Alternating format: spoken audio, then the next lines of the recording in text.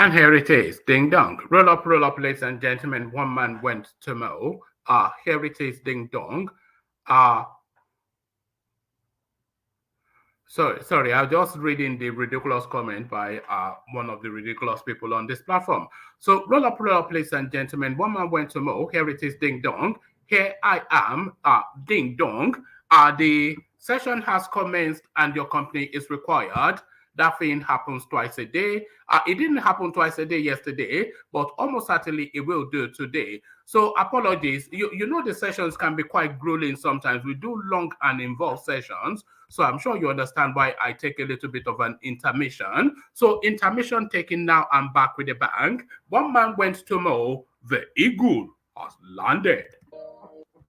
Another Savior, holy, holy, holy, holy, Adimebujuku.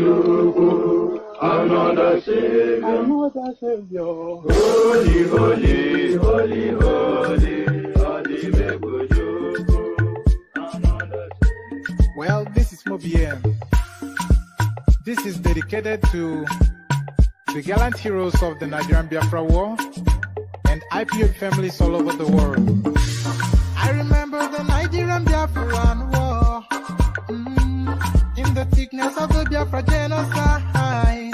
Hey, one man revived the vanishing hope to life. Let the great Biafran army to fight, and they were singing out, holy, holy, holy, holy, is another Savior. They were singing out, holy, holy, holy, holy, is another Savior. Holy, holy, holy, holy, is another Savior. Many years after the genocide, whoa, yet another great leader has risen up now. Oh, and he's leading the Biafrans to victory. Inyamadika, yabika kwa namno.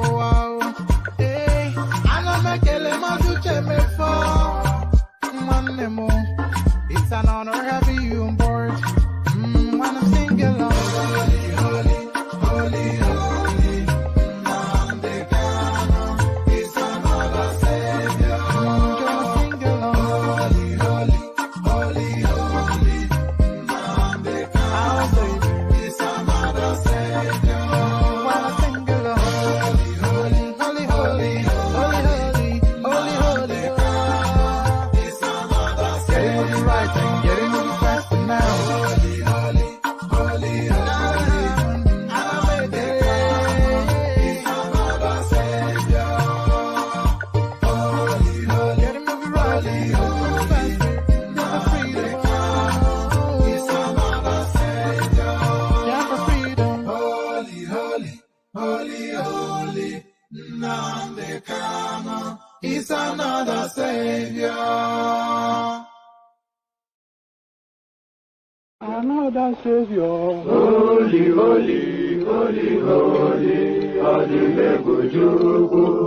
Another Savior, holy, holy, holy, holy, Adimebujuku. Well, this is Mobien. This is dedicated to the gallant heroes of the Nigerian Biafra War and IPO families all over the world.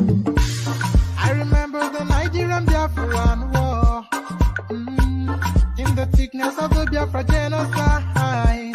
Hey, one man revived the vanishing hope to life. Let the great Biafran army to fight, and they were singing out, holy, holy, holy, holy, is another Savior. They were singing out, holy, holy, holy, holy, is another Savior. Holy, holy, holy, holy, is another Savior. Many years after the genocide, whoa, yet another great leader has risen up now. Oh, and he's leading the Biafra path to victory. Iyomadika, yabika kwa namno wow. Hey, anamekele maduche mefo. And there it is right there. Deba deba da UTM4. So there it is. The Holy Holy song from the space formerly known as Eastern Nigeria, now redubbed by the natives as Biafra land. So holy, holy, holy. So holy, holy, as guys, I bring you this. Nigerians react as United Nations tell Buhari government to release Nnamdi Kanu. So this was a diet that we were feasting not gluttonously on this platform. We never thought it would come to an end. We couldn't really get past a session without an Nnamdi Kanu story. But for the last several months now, the Nnamdi Kanu story has dissipated, just as we anticipated, by the way, that the agitation space will yield to the elections, and it has yielded to the elections. But it looks as though it resurfaces now the Nnamdi Kanu narrative via the United Nations. United Nations tell Nigeria to unconditionally release, compensate Nnamdi Kanu. So quite what is in play there, and what consequence there to follow, all of that up for discussion. Naira falls continue, now 658 Naira to the dollar. So this is a storyline that we have been tracking on this platform.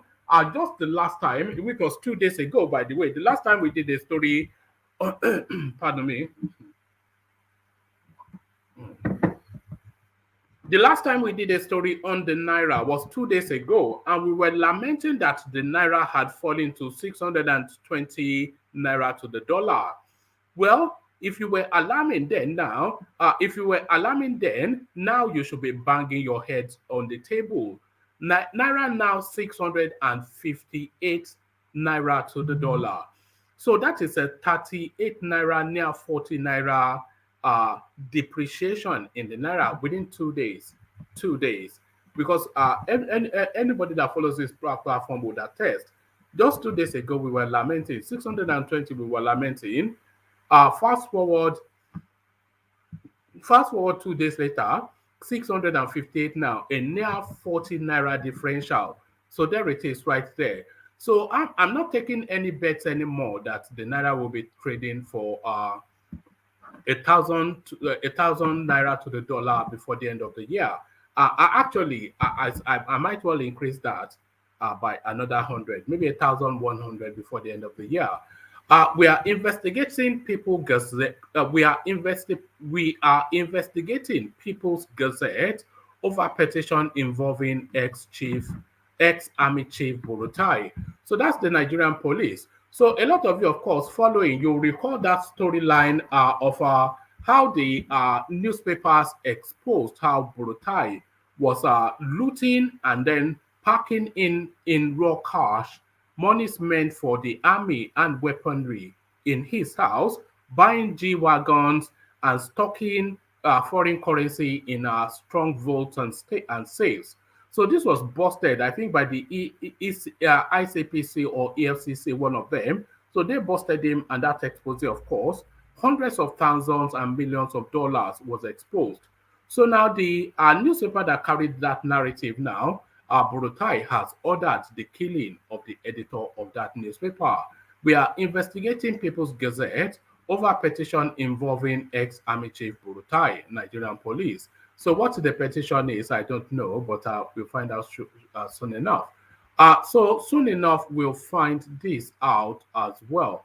I am having to abandon some stories because I think I may well have too many stories lined up. So let me abandon a couple and bring you this. Our court refuses to accept Governor Umahi as senatorial candidate in 2023 elections. Orders fresh poll. So we'll find out what that means. If they order a fresh poll, it will only seek to represent Umahi again because he has the money, of course, to rebuy that ticket. Ukraine invasion, European Union to replace gas from Russia with Nigeria's. So this is really one of the most pressing things that the Nigerian state is contending with. So this Ukrainian war is a golden chalice for the Nigerian state. It's a golden chalice. So in that golden chalice is a drink that might well prove to be poisonous for the Nigerian state. So we've been living fat on oil, but the gas that we have, it surpasses the oil that we have 1,000-fold. We are one of the world's richest in gas reserves countries globally. And because of the situation in Russia now, the Europeans are looking to repipe their demands to Nigeria, where the abundance there is of. So now the scramble for that money, of course, is what is going to lead to the. And by the way, it is the scramble for this gas that Buhari was preempting by trying to repopulate the south with these clansmen. So that is why we've been seeing the influx of Fulanis into Yoruba and Igbo land, dislodging the natives and replacing them on their land. So it is part of that gas narrative, and it is also this narrative that lends to the possibility that they will want to hand over to a fellow Fulani man in order to keep a stranglehold on that gas space. So that is conspiracy theory, but do you think I'm being too far-reaching in that? So there is that, and then we land on this. I don't kidnap, I only kill people. Aleru, Zamfara terrorist chief. So a lot of you, of course, would have come across that story of this Zamfara chief, this Zamfara warlord that has been gifted a chieftaincy title in Zamfara by one of the local emirs, who almost certainly a bandit himself. So now he's now in an interview with the BBC boasting that he doesn't even kidnap, he just slaughters people, and that he seems to be. Also, he's looking down at kidnapping. That is his own act is more noble. He just slaughters people. So this is it. This is what we're contending with. The Abokis. So all of that on the menu. So lean back, kick back, take it easy, relax into it. The usual protocol: as you're coming in, click on the like button. If you're not already subscribed, then please correct that. If you want to come join me live on the screen, click on this hyperlink that I'm posting now. So especially if you're a new voice, click on that hyperlink to come join me live on screen to have a conversation. And please share the link to the platform as well. So copy the link in the URL and post it in your WhatsApp groups, your Facebook groups, etc., so that we can generate a bit more traffic. So all of that task. So as we set about all of those, let me provide you with a little bit of a liquid nourishment with some palm wine drinking. Water, only water, only water, where is Sima? Water,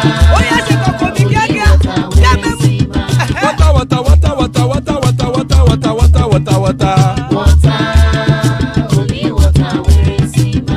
Hapa o naido,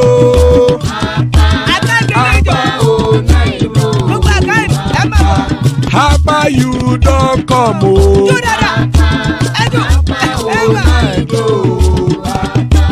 Hapa o naido.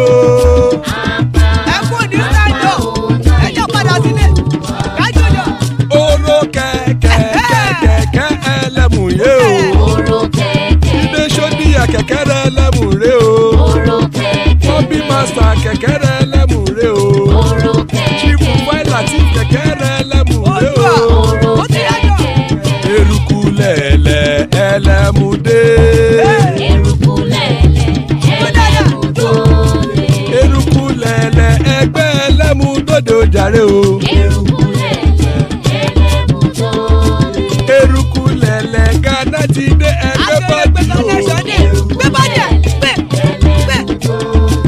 Ọmọ ẹlẹ́yẹ ẹyẹ o ó dìle o. Odúyẹ̀lá ẹyẹ o ó dìle o. Petrosoname ẹyẹ o ó dìle o. Petrosodúnkẹ́ ẹyẹ rẹ̀ ó dìle o. Ẹlẹ́kọ̀ ọ̀run mú ìní o.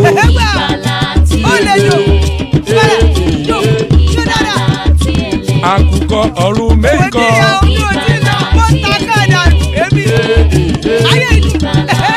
Ikú kò ní rí wà gbéṣe o.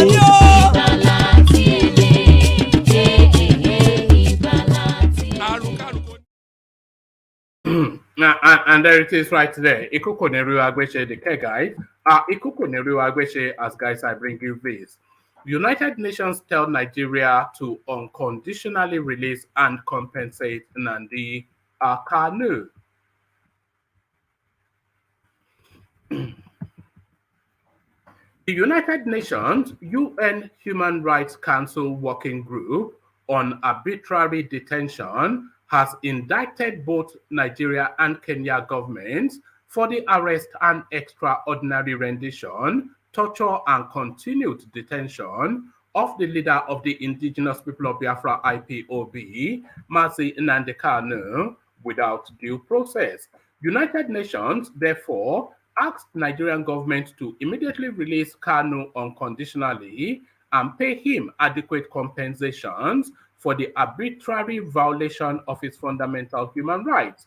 It also recommended that government officials responsible for the torture meted to the IPOB leaders be investigated, IPOB leader be investigated and punished. The United Nations body further directed Nigeria to report back within 6 months of the transmission of its opinion on Kanu's matter, steps taken to comply with all recommendations thereof. It referred the case of Kanu's torture to special rapporteur on torture and other cruel, inhumane, and degrading treatment or punishment for further consideration. The United Nations Working Group also threatens to take further action to ensure the recommendations are complied with, noting that both Nigeria and Kenya are signatories to the convention and should comply.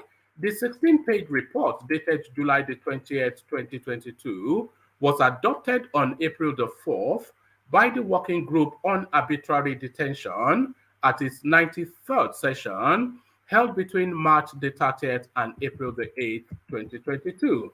The unedited version of the document cited by correspondents was marked Opinion Number 25/2022 concerning Nwane Kwenyi Nnamdi Kanu Okuo Kanu, Nigeria and Kenya. The Working Group on Arbitrary Detention was established in Resolution 1999/42 of the United Nations Commission on Human Rights.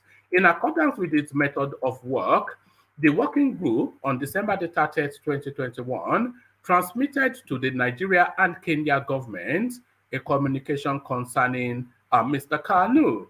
According to the report, Nigeria replied to the communication on January the 25th, 2022, whilst the government of Kenya did not reply.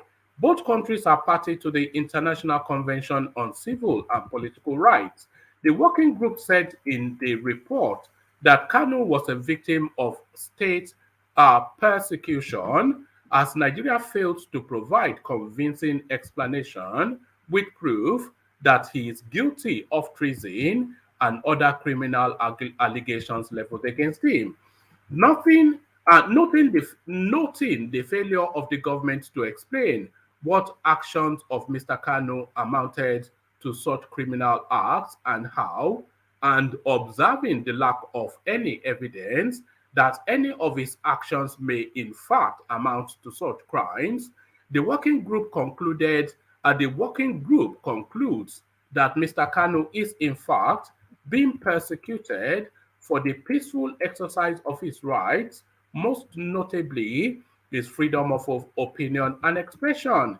In the present case, the government of Nigeria has presented no exceptions permitted under Article 19.3 of the Convention, nor is there any evidence to suggest that Mr. Kanu's exercise of his right to freedom of opinion and expression was anything but peaceful. In fact,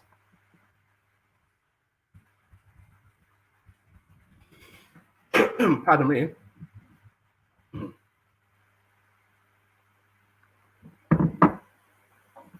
In fact, the government has chosen not to provide any. The government has chosen not to provide any explanation for the arrest, detention, and subsequent proceedings against Mr. Kanu. In these circumstances, the working group concludes that Mr. Kanu's detention is thus arbitrary under Category 2, United Nations Working Group said. The working group also said there was no evidence that international laws were observed in the arrest. The working group also said there was no evidence that international laws were observed in the arrest and rendition of Kanu from Kenya. The 16-page dossier reads in part, in the present case, Mr. Kanu was not furnished with an arrest warrant by Nigerian authorities, nor was he promptly informed of the grounds for his arrest in Nigeria. Consequently, the working group finds that Mr. Kanu's continued deprivation of liberty violates his rights under Article 3 and 9 of the Universal Declaration of Human Rights, of the Universal Declaration of Human Rights, Article 9 of the Convention, and Principles 2, 4, and 10 of the Body of Principles, and constitutes arbitrary detention under Category 1. Turning to the uncontested allegations that following his rendition to Nigeria, Mr. Kanu remained in pre-trial detention, with his trial having been scheduled to commence on January in January 2022. The working group recalled that it is a well-established norm of international law that pre-trial detention should be the exception rather than the rule, and should be ordered for the shortest possible time. But put differently, liberty is recognized under Article 9.3 of the Convention as the core consideration, with detention merely an exception. Therefore, detention pending trial must be based on an individualized determination that it is reasonable and necessary for such purposes as to prevent flight, interference with evidence, or reoccurrence of crime. So I have to pause and say this. So those exceptions, they actually apply to Kanu if we are being fair and honest, So the first option, because what the United Nations is saying is that the detention, pre-trial detention is an aberration to law, and the only exception that facilitates pre-trial detention, because you should be held for the shortest possible time period and set free pending your determination by the court, is what the United Nations are saying. But they're saying the only exception to that, it says that therefore detention pending trial must be based on an individualized determination that it is reasonable and necessary for such purposes as to prevent flight.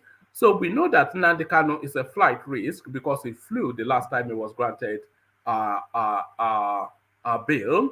Interference, so we know there's a high preponderance of that as well. Interference with evidence and reoccurrence of the crime.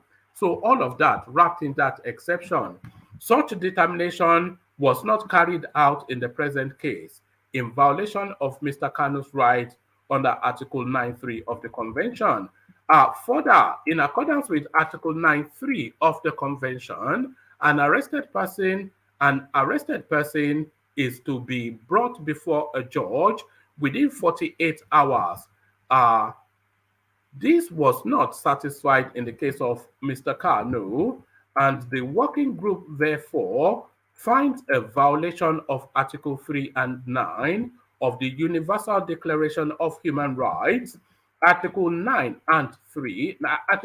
subsection 3 of the Convention and Principles of the Convention, and Principles 11, 37, and 38 of the Body of Principles. Furthermore, in accordance to the established, in order to establish that a determination,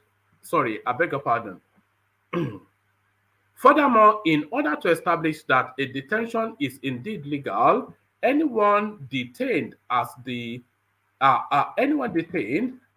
right to challenge the legality of his or her detention before a court as guaranteed by Article 9.4 of the Convention.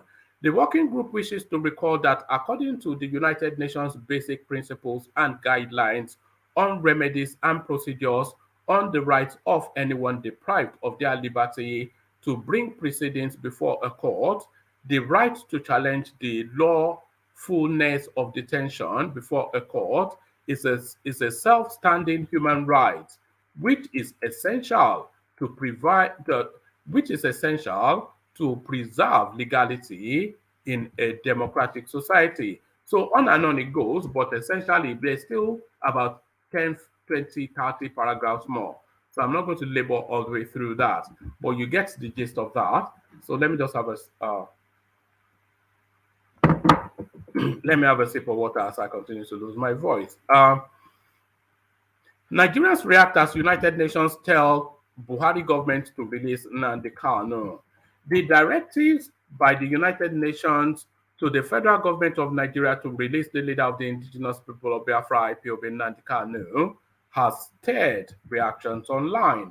Correspondents had earlier reported that the United Nations Human Rights Council Working Group on Arbitrary Detention on Saturday ordered President Mohamed Buhari-led government to release Kanu.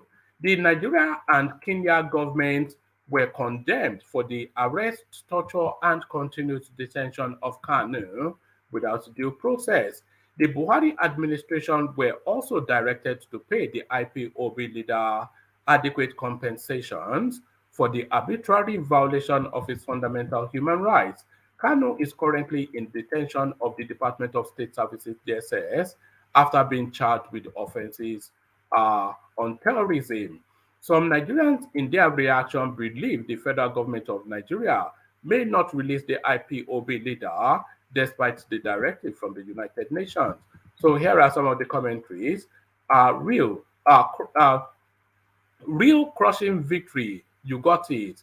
Biafrans have cause to rejoice. Onyedu is winning. Thank you.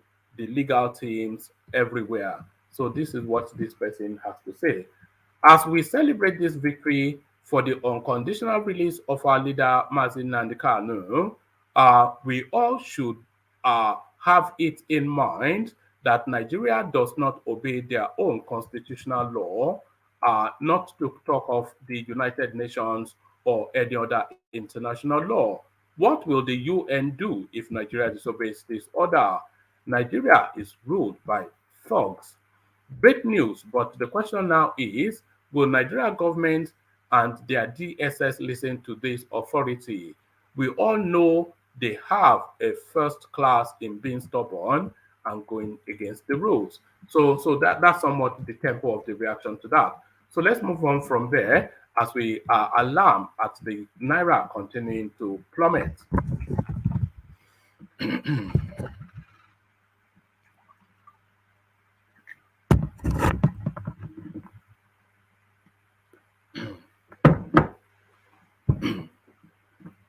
Naira fall continues, now 658 Naira to the dollar. So there it is right there, 622 days ago.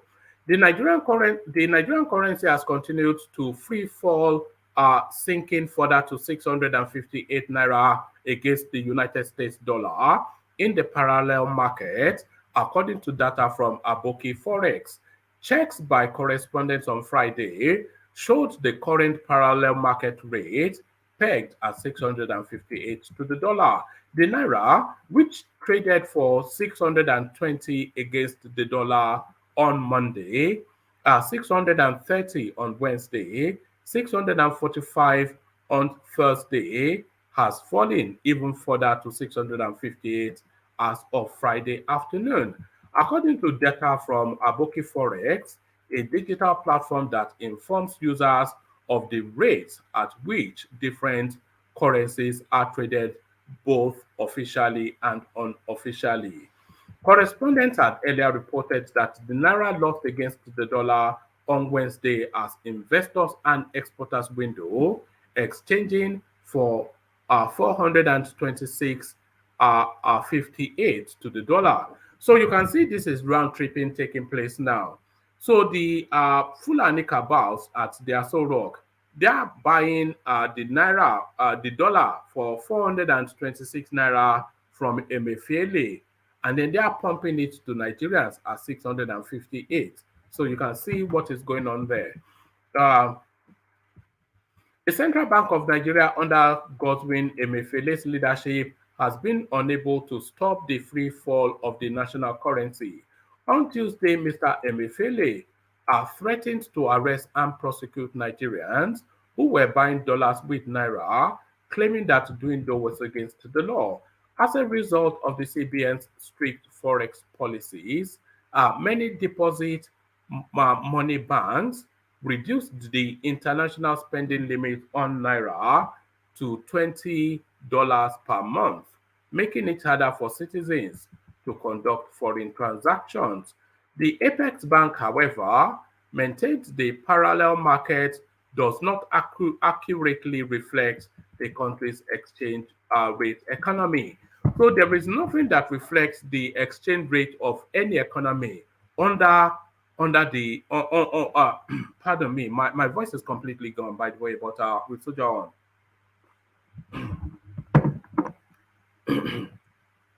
So there is nothing that reflects the state of the balance of an economy other than the parallel market, otherwise known as the black market, because the parallel market is a true picture of the state of the economy. Because what happens in the parallel market is willing buyer, willing seller. So that's what happens. So the parallel market, the abokis who occupy that space, they have a dollar to sell at X rate. So whoever is buying is willing to buy the dollar at that rate. So if the seller is willing to sell at that rate, and the buyer and the tension of the market is willing to buy at that rate, then that is the state of the economy. It is nothing to do with the subsidized rate that is being sold by CBN. Nothing to do with that. Willing buyer, willing seller, and that is what determines really the value of a currency. The Apex Bank, however, maintains the parallel market does not accurately reflect the country's exchange rate economy. Yet, Naira falls from 588 against the American dollar in May to 658 today, as has continued to. Yet, Naira falls from 588 against the American dollar in May to 658 today, has continued to send prices of services and commodities across the country through the roof. So I might well I don't know what's going on.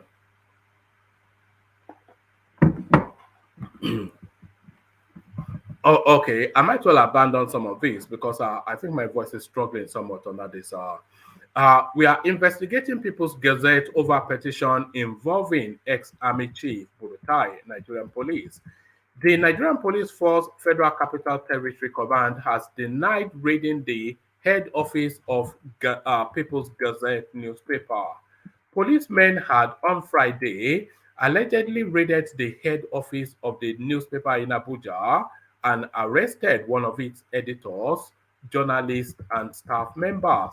John Adenikan, an assistant managing editor, was taken away at about 12:35 p.m.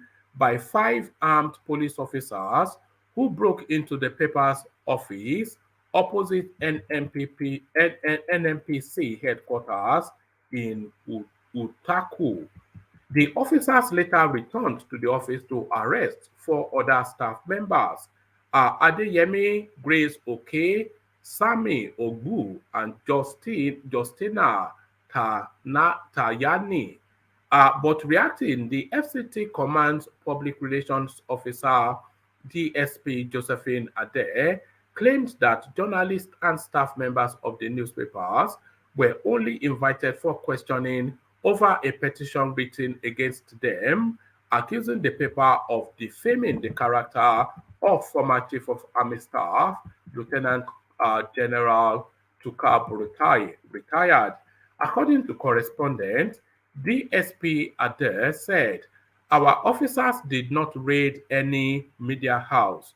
We don't raid media houses because we know better. And media houses are not criminal hideouts. Someone had written a petition accusing the newspaper of defamation of character. The newspaper was accused of defaming the character of the former Chief of Army Staff to Buratai. However, we got a warrant from the court to invite them for questioning. So the fact of the matter is that there was a petition against People's Gazette and they are not above the law. So if someone had written a petition against them, the right thing to do is to invite them. And that was what we did. We invited them for further investigation and we carried the Nigerian Union of Journalists along on this matter. We are not taking any actions behind the NUJ, and there is also a warrant from the court to invite People's Gazette for questioning. We have no malicious intent for inviting them. Our officers went to People's Gazette office this morning to invite them to come to give a statement in response to the petition at the Utako police station. And as I speak to you, the NUJ secretary is with them at the Utako police station as they are making their statements. So there it is right there. The price for exposing corruption is that the former Chief of Army Staff will tell the Nigerian police to go and gun you down, go and gun them, go and kill them. Essentially, the order.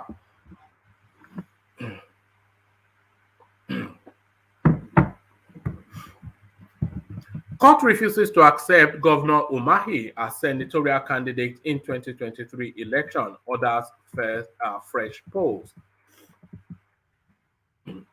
A federal high court in Abakaliki, the Ebonyi state capital, has thrown out a suit filed by the governor of the state, Dave Umahi, asking the Independent National Electoral Commission (INEC) to recognize him as the All Progressives Congress (APC) senatorial candidate. In its ruling delivered on Friday, the court recognized Anne Agom Eze, who came second in the May 28th senatorial primary for Ebonyi State.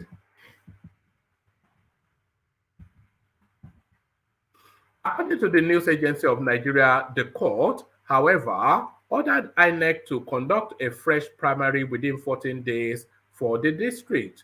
Umahi's counsel, Roy Nweze, had filed a suit against INEC at the Federal High Court, asking the court to compel the electoral body to recognize him as the senatorial candidate for the district. Austin Umahi, brother to the governor, was declared the winner of the APC senatorial ticket for Ebonyi South. According to the news agency of Nigeria, another primary was held on June the 9th, during which Austin withdrew, and the Ebonyi governor reportedly contested unopposed and won. However, although the APC had listed Dave Umahi as its senatorial candidate for Ebonyi North, he was excluded when INEC published the list of candidates for the 2023 elections.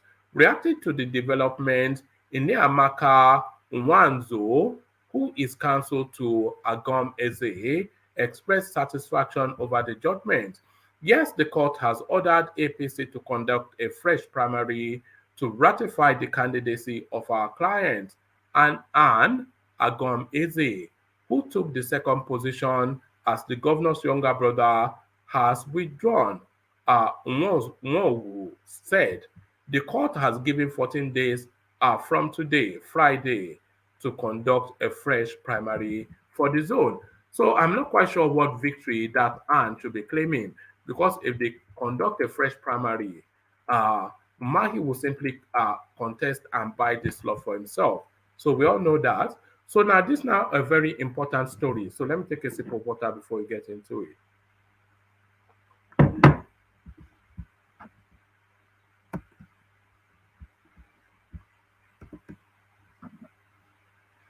onye du aịkọ o meriwo n'izu oniro ya.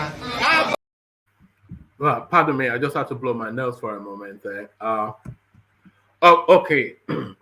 Ukraine invasion, European Union to replace gas from Russia with Nigeria. Nigeria may start supplying more gas to the European Union EU as the Russia-Ukraine war, which started in February 2022, lingers.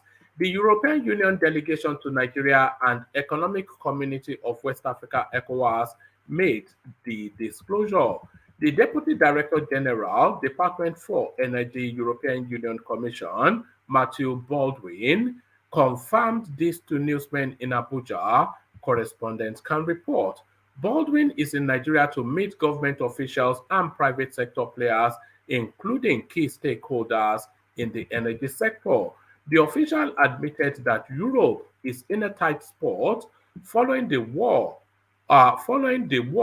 The instability in its gas market and the threat of the official admitted that Europe is in a tight spot following the war, the instability in its gas market, and the threat of cutting off supply. We have launched the Energy Platform Task Force, and the primary goal is to reach out to our reliable partners such as Nigeria to replace the gas from Russia, he said. The European Union had advised member states to reduce gas consumption by 15% as it warned that a complete shutdown of Russia's supply was possible. So there it is right there. So that window opens for Nigeria. But then, of course, what is the benefit? The people will not benefit, of course, but how does that play in the power politics of the Nigerian space? So this is now the final readout. I don't kidnap, I only kill people. Aleru, Zamfara terrorist chief. Notorious banditry kingpin Ada Aleru, who was recently named the Sakin Fulani Yandoton Daji Emirate, the head of the Fulanis in Yandoton Daji, in a chilling confession, said he does not kidnap people but kills them. The coronation of Mr. Aleru, who is the leading terrorist in Tase and Faskari axis of Zamfara and Katsina states, generated public outcry across the country. The state government subsequently suspended the emir of the town, Aliyu Marafa, who conferred the title on Mr. Aleru, who is wanted in neighboring state Katsina for mass killing. The Katsina state government placed a bounty of 5 million naira on information leading to the arrest of Mr. Aleru, who is accused of, and listen to this, so this is the guy that they coronated in Zamfara, but listen to this. The Katsina state government placed a bounty of 5 million naira on information leading to the arrest of Mr. Aleru, who is accused of killing 52 people in Katsina, a community in Kadasiao, a community in Faskari local government area in 2019.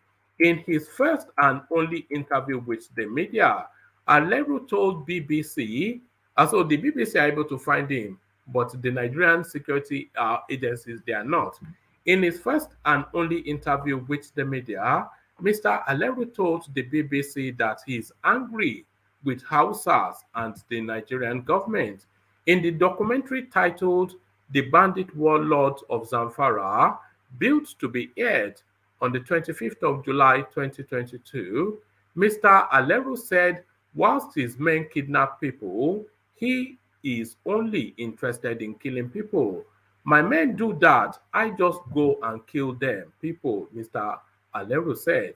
An unnamed associate of Mr. Aleru told BBC Africa Eye Team that the Fulanis are systematically excluded from government jobs, and there it is right there. and other economic opportunities. I wonder who is then advantaged. If the Fulanis are disadvantaged in Nigeria, then who is advantaged? An unnamed associate of Mr. Aleru told BBC Africa Eye Team that the Fulanis are systematically excluded from government jobs and other economic opportunities, and that Nigerian Air Force attack innocent Fulani herders and kill their cattle. How have the Fulanis become so worthless in Nigeria? He asks. He laments that the grazing routes the Fulani relied upon have been closed off whilst land and water have become very scarce. So land and water becoming scarce is sufficient enough reasons for him to have done what he did. Let me also bring you this little snippet. We bought more rifles, abductors of our school kids. The BBC also interviewed the terrorists who abducted pupils from the government girls' secondary school in Jangebi, Talata, Marafa local government area of Zamfara. Whilst the state government insisted that no ransom was paid, the unnamed bandits said they were paying 60 million naira before they released the pupils. When asked what they did with the money, he said, "We bought more rifles." And there it is right there. So there it is right there, a never-ending story. There it is, and here they are. Baba Akure, I see you. Saki Father, I see you. Thomas, I see you. Bartholomew, I see you. Omo Agbaje, otherwise known as Ovie, I see you. And the mighty Ajanle Koko, the great man, I see you. So good to have you all, gentlemen. So let me come to you first, then Ovie, to kick it off with you. And this going on then in Zamfara state. The punishment for crime in Nigeria is not punishment, it's reward.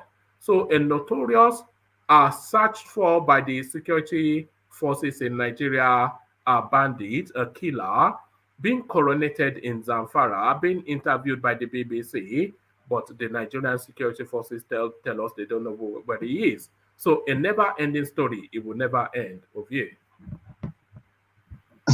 Well, I mean, I don't know. It's the way you read the story is kind of complicated. If he's been interviewed by the international media, that means he's a free man.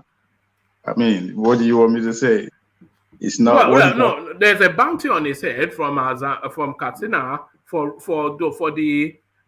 the little matter of killing nearly 60 people. So they have a 5 million naira bounty on his head, but the BBC are able to access him easily and parade him on the screen. Yeah, but who gave him the coronation? Who did the title that they gave? Who gave him that? Is the Emir Dandudu of whatever, some Emir from Dan. They've suspended the Emir, of course. Have they arrested him? I don't know. But from the same Katsina, have you? No, from Zamfara. Oh, look, Katsina put bounty on his head. Why Zamfara crowning him a king? Is that what? Yeah, the champion of the Fulanis, the Damaraya Jaws of the Fulanis. I'm laughing because it doesn't make sense to me. Maybe because I've not actually done research or pay attention to that space. I do see the headline. I'm not going to lie, but I never really, maybe because the headline appeared to me as funny. But just off the back of the reading, can you just watch the sequence? This is a guy that's killed nearly 60 people, wanted. He went on the BBC to boast that he doesn't kidnap, he kills. The Katsina state have put a 5 million naira bounty on his head, but the Zamfara Emirates are coronating him as a Fulani lead man, and the security forces are telling us they are looking for him. And that is Nigeria. Is that not the most? It does not spin your head sometimes. That's why I'm laughing because I mean it sounds funny. It's the same environment now. We are on the same Nigeria. What's the difference between Katsina and Zamfara?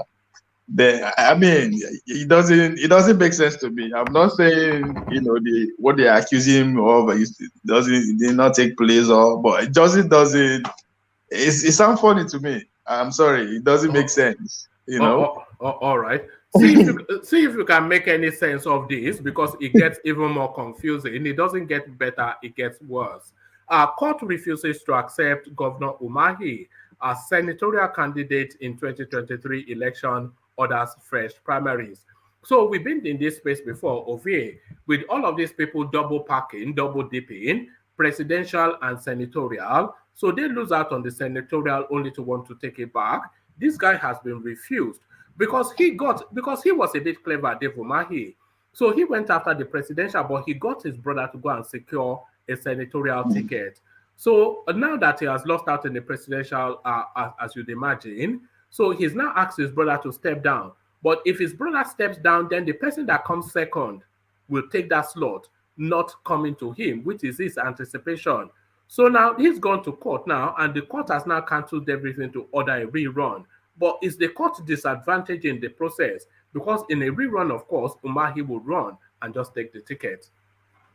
Yeah, that's very tricky because I think the same thing happened in the Cross River State that with the current governor, what's his name, who also ran for presidency. The short man in the young man in Cross River. What's his name again?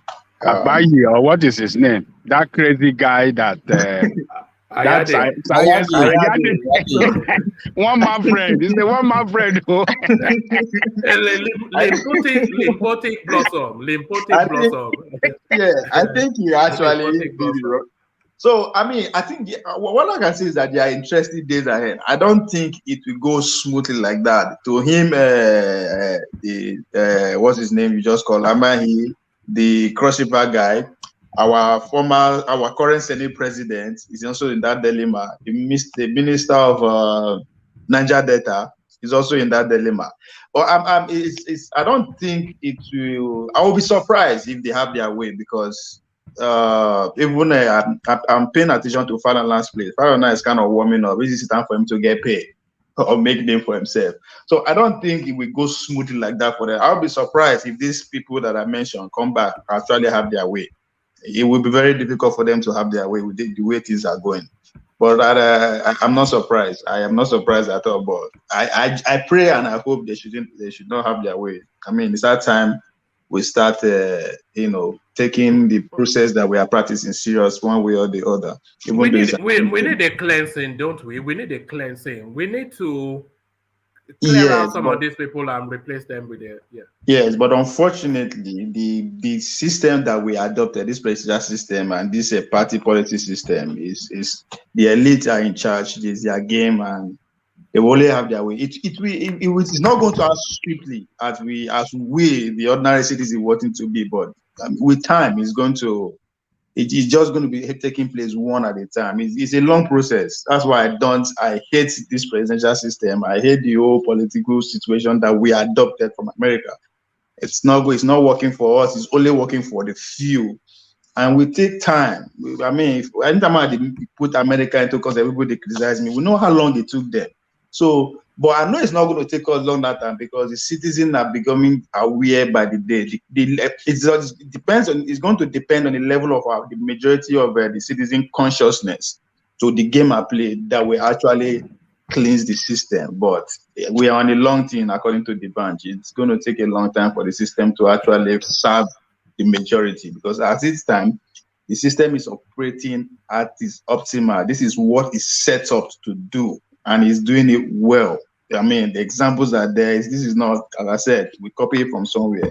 If you go back to history and read how America were able to arrive at this stage, even up till now, it's still serving few, not the majority of Americans. So those people who sat down. Okay, do you think that it should be built into the laws of Nigeria that a state governor should be made to serve a period of hiatus before they are able to go into the Senate, so that they have a period of vulnerability where their actions as the governor, they are accountable to it as a private citizen? Should they be made to serve at least a tenure as a private citizen before they're able to go into the Senate? Of course, that would be good, but again, the rules of the game are set by the same people who are playing it. They regulate the rules by themselves. They set the rules. That's how dangerous the system is. Yes, I totally agree with that. They should be citizens first. I mean, for now, there's no way we can actually put that into law. But I think that's why I fought this idea of regional government. To me, we should be fighting for state autonomy. Every state should have its level of autonomy. Every state should run its affair the way it them fits before looking toward to the central government. That is the only way we can actually have a little bit of insanity. But that's a total reworking of the Nigerian states then. That's what we need. Because that's a confederation. What you're describing is more of a confederacy. Yes, that's why I say the system we adopt is a long thing. It will take, but that is how we're going to get it. That's how America got it. It took them about from 1766 to 1860. So imagine how long it takes for them to actually have state autonomy. If we want to make them, every state should be in charge of how it runs its affair. We are different. Those states is different from Lagos. We have different resources. We have different manpower. So everybody should be able to concentrate and bring out the best in it of our citizens. If we want to run our government to be one term, to be what, but it should depend on that citizen, not this old everybody is answering to one accord. It's not. That's why even the regional government that we are fighting for, it's not going to work. I don't want to be under the Biafrans. Neither do I want to be under the Ududuwas. But let me have my own state. Let me be able to hold my governor responsible. If at the end of the day, if the citizens of those states then feel that good Obaseki, yes, he has done well, he deserves to go into the Senate, it should be our prerogative. Even though in a way, that's how you cannot deny, because you have to contest and win. But in a way, the election, what choice do we really have? We are not important. I keep saying that. So the whole system is, people that brought this system to us, they know what they were doing. It is not for the majority. Rather, it's for the few. Even though they say the power belongs to the democracy is for the people or whatever, how crap they define that thing. But that's just on paper. It's not going to work. The way we are going now, long thing, nothing is going to ever work for the majority. So we say, yes, we need to that's why I kind of agree with Chris Okoti, even though they use BB grammar, they describe what in the talk. Yes, the idea of setting an entire government is I've never heard that said in my life. You are the first human being that I've ever heard say, I agree with Chris Okoti. I know. No, even though the idea of vote fresh. Do you remember vote fresh? Even though he said that we should have an entire government, which I know that's not going to happen, but if you listen to me break it down, how this system is totally against us, it's not going to work. It's not going to work for the general public. So now chaos. It might take another civil war before actually people will wake up. But for the fact that we are so much divided along the fault lines, it is pretty much impossible the way we are saying it. But I totally agree with his view. This system, we have tried the regional system. You know what? We can't adopt this one. I think we've been fighting now for 24 years. And I don't think we need a civil war here. What I think we need in Nigeria is a military coup. That's what we need. Yeah. But who are the military now? Not them, they did the military. Because if the military comes to say that this constitution is not fit for purpose, the place that the country is in now, intellectually and globally, if they come in, they cannot stay for too long. And if they come in and just address all of the fault lines in the constitution, we can immediately fast forward the country. If they're there for, we saw Abdul Razak Abdul Baba, the one from, so he was there for barely a year. So if we can just have a short intermission to abandon completely this constitution, that is an enslavement constitution, and then get a for the people constitution, that will just propel that country. But if we are looking for constitutional reforms, your children and your grandchildren will still be on this same platform more than 2 years. I see your point, but the military have done that over and over again before now. When the Buhari take over power, they say that because corruption. Our grandchildren, one man. Look at that now. But our grandfathers, our grandfathers were the same complaints that we are complaining now. When the complaint that my father was complaining. Our great grandchildren will be shouting there, look, my grandfather was here fighting for the freedom of Nigeria. We are still not free. We are still not free. Oh God, God save us. For real, this system that we are on, our great grandchildren will feel the same way if we don't do anything about that. When the Buhari led the coup, taking over power in the 80s, now the same excuse they give, they say, oh, the government every day is corrupt, they are not blah blah blah. Even when Ronsi, what is it called? The Ronsi, the first coup, Ronsi or whatever they call that, Igbo man. Those are the same excuse they gave that, oh, this system is not working. That time will come and take over. So in the military, we have seen them before. We know how they operate. But I'm sorry to put it, it might, it's not the best way. It might take the citizen now to actually say, you know what, enough with enough, now what we won't go. Because countries that got it right, practicing the same system of political appointment, that's what they did. The American election of 1860, they actually synthesized everything. It led to war. After the election, war followed suit, because the South said they no agree, the North said this is how they go down. So they had to go to war. At the end of the day, they now sat at the table and say, okay, this is how we should do it. This is every state should have its own power and order. So I'm sorry, maybe that's what we need. But again, I see where you are coming from. The level of education, the level of awareness is growing by the day. It might not lead to that, but something has to be done drastically. Something that it might cost us. It's going to cost us life. Life is going by the day anyway. So, but for us to actually get it right, it's going to cost us more. If we decide to still remain docile, if we are going at the rate that we are going in Nigeria, we will never ever, till the world comes to an end, we will never escape this thing. Like you said, the same narrative when Buhari was a military dictator, the same narrative when the first civil war coup, the same narrative. Nothing has changed. Nothing has in fact, and it has gotten progressively worse. Yeah, and it's going to get worse the way things are going with this system of politics that not only the money back have they say, the rest of us we have to dance along. It's just going to happen.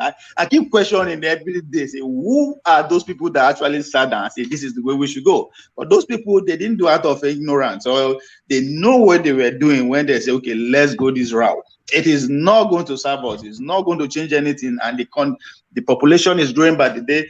And I said it before, and I'll say it again. From 2025, 2026, I 100% believe that the state is going to be interrupted. Either it's going to be led by foreigners or the Nigerians. That now depends on. Come when? 2025, 2026, Nigeria will be the Nigerian state will be disrupted. Yes, but who is going to? Nigeria's rate is going to be disrupted. But I don't think it's going to be internationally. Who's going to finance it? It's either going to be by the people's will, because that NSAS was a test case, and the people they've seen they will come back because they cannot bear the life. So it's either going to be by the people or by the army. But sadly, we cannot go on like this. The result, the outcome of that destruction will be determined by who financed the destruction. Because revolution, all this, they happen like that. Now people, they put money there. So who is going to sponsor that? Who sponsored NSAS? Who sponsored NSAS? Wama, you know what will go there. Peter Obi, according to Lighthearted. No, Peter Obi, but it's the people who sponsor now abroad they now America here they. But to go further, I will tell you the state, I will tell you the street, I will tell you the house. But tell us the name. Tell us the name. The Nigerians, though, I am not saying foreigners with the America, but the Nigerians, now they do on board. There's a lot of financial foreign influence that actually play out during the NSAS too. I miss my protest now. I was in the street of Dallas, the NSAS, but by the time I go back to my senses, smoke a lot of it, go begin to my research, I begin put one or two things together. I don't say, okay, it's not the way it seems. So that's my problem, my issue against Showore anyway. And I asked him. I remember when Dr. Damage brought him to his platform to review. I asked him directly. I said, do you think that with your romance with the international community, them financing all these Ayorinde Foundation, for Foundation, putting money into your struggle, do you think the power brokers in Nigeria will actually trust you enough to give you power? The guy no deny him. He agreed that yes. So what's it called? Foundation now. Foundation gives money to everybody. I not just go for that. Once he admit that, so that's why I disagree with him. When the source of the money where they use for this thing is not coming from you or the citizen, it's always a trouble. it's always going to be trouble. The World Economic Forum is real. The One World Order agenda, it is real. It is real. And Nigeria are one of the key countries that, you know, very important to the international community, that if they actually get us under their wing, it is over. The black race is pretty much over. This is why they talk my son conspiracy. They go say, oh, this guy don't know what they talk about. Gradually we go to see him. So I am for the citizen to disrupt the state, but can we finance it? This financing and every organization should come from us, not by any foreign influence. If foreign influence comes, that's where it's going to be hard. All right. So Via, you say that it's getting progressively worse, and the people have to disrupt the system. But certainly, Ovie, it is getting progressively worse, and I think the people, they will have no choice but to disrupt the system. So the Naira, which traded for 620 against the dollar on Monday, 620 Naira to the dollar on Monday, 630 on Wednesday, 645 on Thursday, now trading for 658 on Friday. So just look at that. From Monday to Friday, the Naira depreciated by 40 Naira to the dollar. So the people will have no choice. Just the sheer will to leave will rage them against the state. Yeah, and I think the Naira will get worse as the election approach. I think you made a point sometime last year about that election actually determine how the economy goes or how the money goes. I remember, I forgot exactly your words, how you put it, which you have spot on.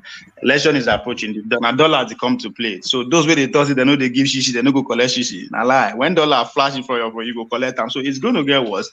For us where they are abroad, I mean, one will say, oh, now good thing. I have people who work for me in Nigeria at this point. So all I need to do now is just say $100, $200, and everybody is paid. Have you increased their wages, or are you one of the exploiters? I just did that this morning, actually. Okay. I just did that this morning, actually, when one of them called me, you know, and I did agree to what he said. I said, okay, but am I because of that now? Should I not back or support the way the Naira is going? No, I'm not happy. I don't like it because now only few they benefit from it. So, but unfortunately, as I said, now election and the game I play now elite game and a money game. It's money. There's only one most important currency in political party contention is money. Money buy everything, buy everybody. So it's going to get worse, unfortunately.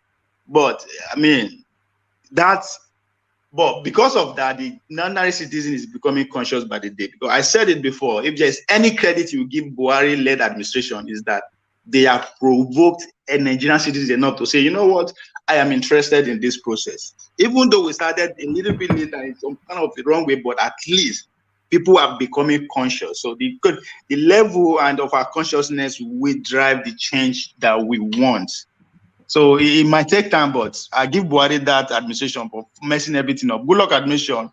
Good luck administration. Make every Nigerian citizen, even my grandmother in the village, those knows that they thief money. Knows the money they do everywhere. They share money. Now Buhari can make everybody believe that, man, this thing can only get worse if we don't wake up from our slumber and actually get involved. And that's why I keep saying it's organized. We got to organize. When we organize, we know where our problem is. We know those who are vulnerable. We help them out. Because if you are telling somebody in any part of Nigeria not to collect money, you better have something substantial to say, you know what, take this, don't take this. Because I went into an entire argument sometime with somebody who say, they're not going to collect money. I know a lot of people who collect money for this election. Yes. In your own vicinity, in your area, for your own state, if you know people who don't collect money.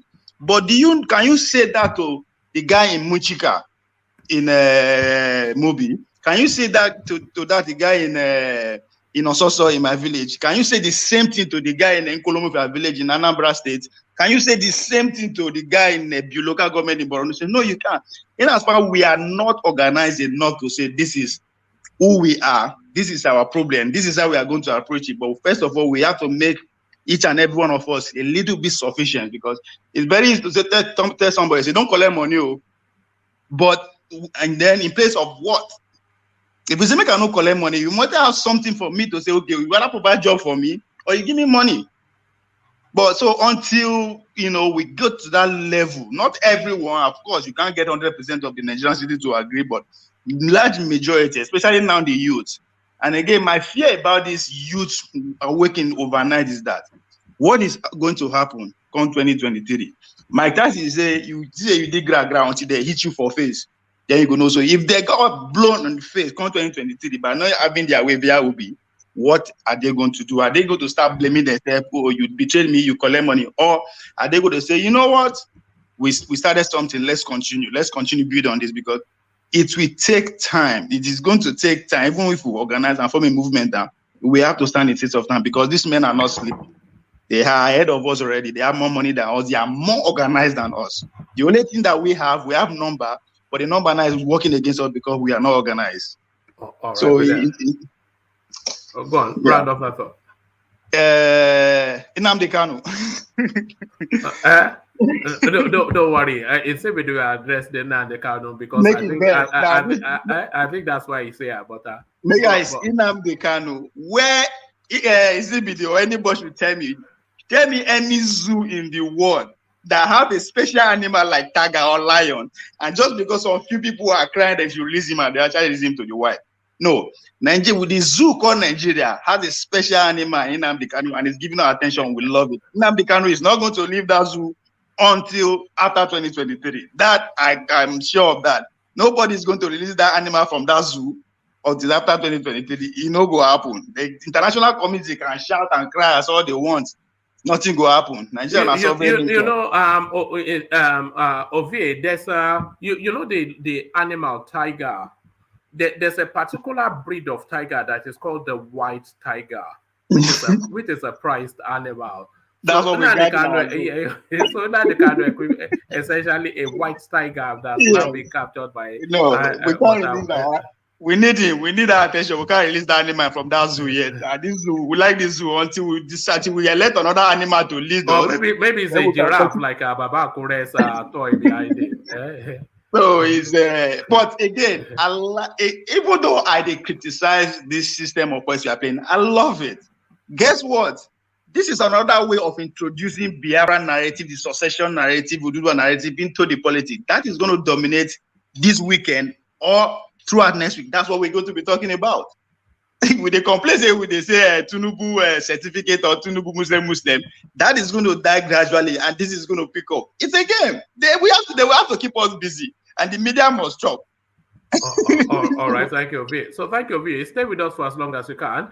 Let me go on from you, Ovie, to Kulata. So Kulata, Ovie was telling us that they have more money than us, but then they certainly do have more money than us. Nigeria being the top 7. They are also more organized than us. Sorry. Well, I don't know about that. But they certainly have politicians more are the money most than us, organized people in any given society. Politicians are the most organized. They fight, but they settle amicably because they have a goal, which is power. So they are very organized. The politicians. So let me build it up for Kulata. So Ovie is saying they have more money than us. They certainly do. And Ovie insists they are more organized than us. That's subjective. But they certainly do have more money than us. Nigeria being the seventh top 7 oil exporting countries in the world. But the gas now that they are found in Nigeria will not tell us that they are going to enslave us in perpetuity if we don't find an escape route. So the European Union, Kulata, they are looking now to either abandon Russia or have an energy mix as they start to look to Nigeria. Nigeria being one of the top 5 gas deposit countries in the world. So what are you then making of this new now gas move by the European Union and how it will impact on the future of the Nigerian person?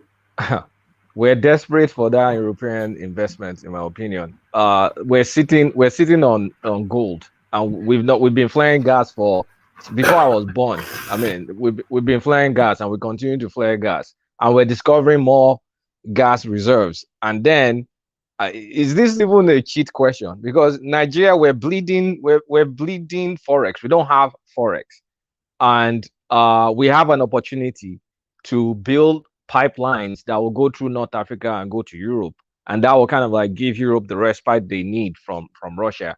And we're here kind of contemplating whether it's good or bad. I mean, we must be crazy not to take that opportunity. I mean, look at Nigeria. As of today, we're allowed to, OPEC gives us like 2 million barrels a day. We're only generating 1 million barrels.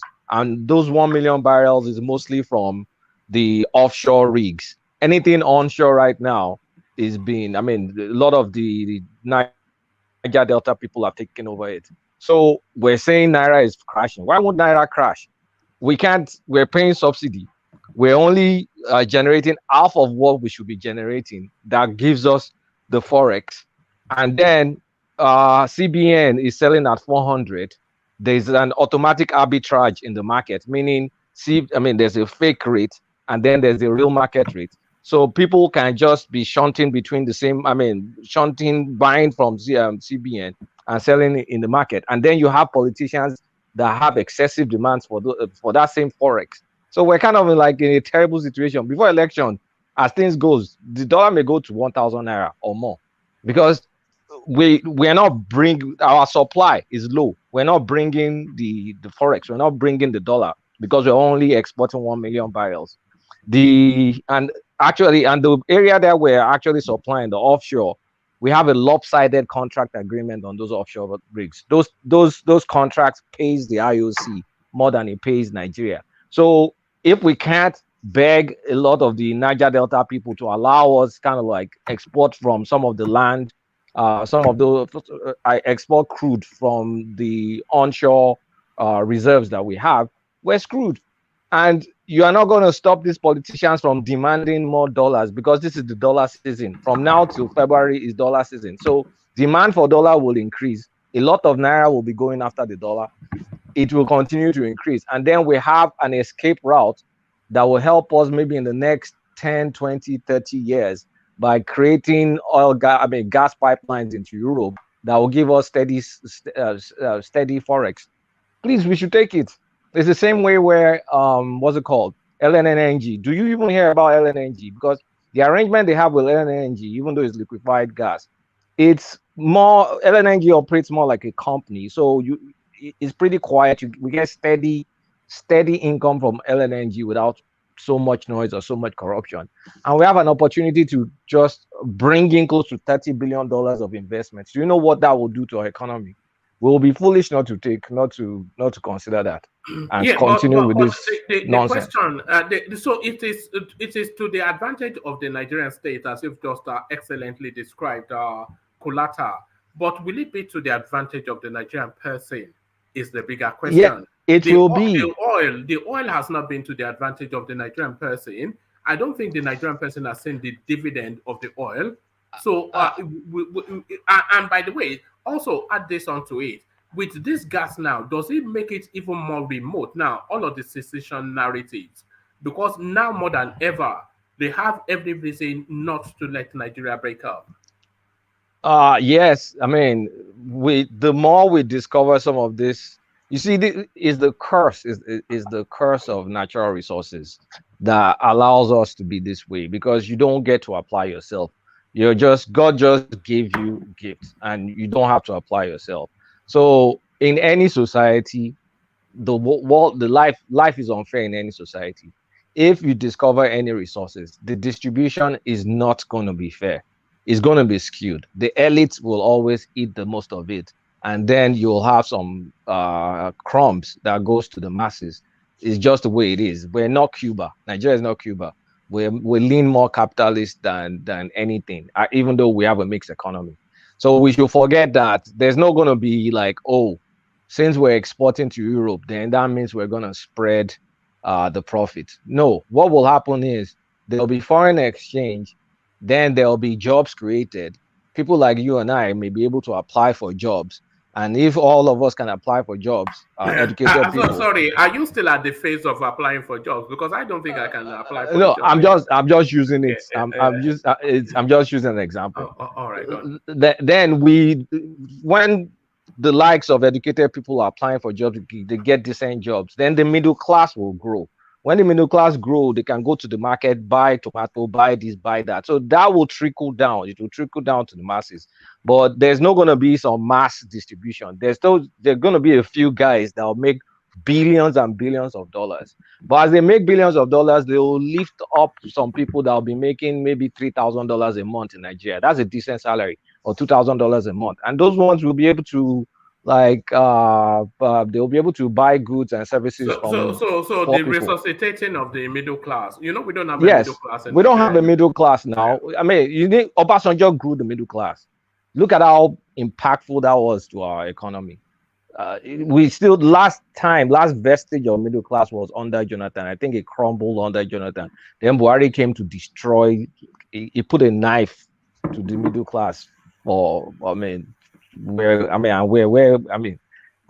we are due to all those draconian policies. So we shouldn't think finding something is going to be equal distribution. There's no equity in the world. It's life. It sucks.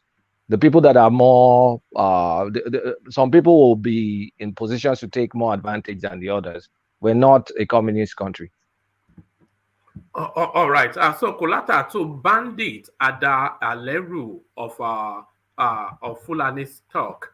So he's now been turbaned. He's been coronated.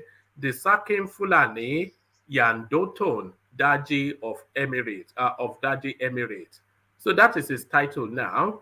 And to the achievement in life that has led to that reward is him killing about 59 people in Katsina State. So this is the thing now. So this is a wanted bandit in Katsina State with a bounty of 5 million naira for information leading to his arrest or demise. But he now, a champion of the people in Zamfara, a neighboring state, to the point that this guy is granting BBC interviews and being ordained a chief in his own home state. But the Nigerian authorities, they are telling us they are looking for him. So the BBC, maybe they should be getting their intel from the BBC, perhaps, because they could find him easily, Kulata. Maybe they should be getting their intel from the emirs up north, since the emirs can be turbaning criminals. Like, I mean, this is the same. We're in the same country. This is like Oni of Ife, or let me just say Oni of Ife, like that Iwo guy. What's the title of Iwo? Like him bringing someone like Oluwo. Let's say Oluwo bringing someone like Monday Osumbo. I mean, criminals, and saying, okay, I give you title. Like, I mean, let's not delude ourselves. The state knows all these actors. And I think the state uses these actors to destabilize the country to their advantage. I mean, politicians do. I mean, because I don't want to believe you have all these people killing with impunity, walking around, going to get turbaned for one thing or the other. And then the governor will cry foul and say, okay, I dismiss the emir. Come on, that's nonsense now. I mean, we know all these people. This is the same government, I keep repeating, the same government that can go to Kenya to go and kidnap or capture Nnamdi Kanu.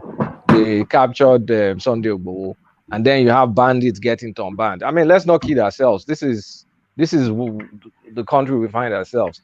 We may not be even able to like rescue this country if we don't do something. If we don't find like a legal loophole somewhere to kind of like cut down on the Fulani hegemony, starting from Sokoto all the way to Ilorin. We need to peel back, reverse the gains of 18. Do you think that is still possible? It's possible. It is rescuable. It's possible. It's possible. Like, okay, let's start with the Ilorin. There's some Afonja family, is it Afonja or whatever family that are fighting to get a chance to be emir.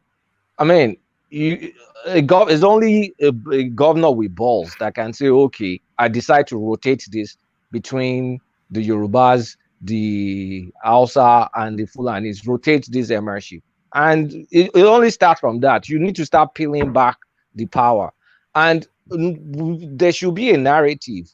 You should do it from a legal perspective. You should also do it from a movement perspective. Is anybody talking about the genocide of Hausa people in Zamfara? Like, who are the people getting killed in Kaduna State and Zamfara and all? They are Hausa people mostly getting killed by Fulani. But because those people see themselves as Hausa Fulani, they can't clearly see that this thing is one-sided. It's Fulani people killing and attacking Hausa people, not the other way around. So when are we going to get that self-awareness for these people to kind of like fight back? They have the numbers, but they've been subjugated. So we have deep problems. Like, I'm just, the more I want to look at Nigeria, the more it gets more depressing. But the government has a hand in all this. And by the way, you are right in that Hausa point you made, Kulata. In his first and only interview with the media, Mr. Aleru told the BBC that he's angry with the Hausas and the Nigerian government. So you see. You see, are they not submitting enough? What more do you want from the Hausas? You've taken their land, you are lording it over them. What more do you want from them? I don't know. They've taken all they took their culture, they took their royalty, they took their balls. They dictated the religion that they want on them. Like, and then now you're killing and maiming them. I mean, they're the most oppressed big group. It's not the Igbo that are the most marginalized in Nigeria. It is the Hausas that are most marginalized in Nigeria. Like, they've subjugated them in its entirety, and it's unfair. But they need like an awakening. They need a self-realization that we're getting the raw deal. I mean, they empower a few of them to become super billionaires like Dangote. Are they too meek and feeble to be rebellious? Imagine if the Hausas had the spirit of the Igbos. Imagine if they had that spirit, that mojo. They won't be in the situation where they are if they had that Igbo spirit. The Igbos cannot be easily dominated, and nobody on earth will dominate the Igbos. They will have fought back. So it is a sad situation, because if we need to fix Nigeria, we need to fix Nigeria both from an economic perspective, from a cultural perspective, from a structural perspective. So there's so many things. Like, the country is, I mean, essentially Nigeria is a country set up for extraction. It was set up for extraction by Unilever. Whatever became Unilever, that's what became Nigeria. They just set it up in a way where it's easy to get goods out of the country. Pretty much that's it, until those goods became irrelevant, or, I mean, the ones that they still need oil right now, they can get it without any bloodshed. I mean, Shell already got embarrassed for what they did in Ogoni. So now they just took it to offshore. So they reduced the noise. But we can't continue this structure of extraction where there's nothing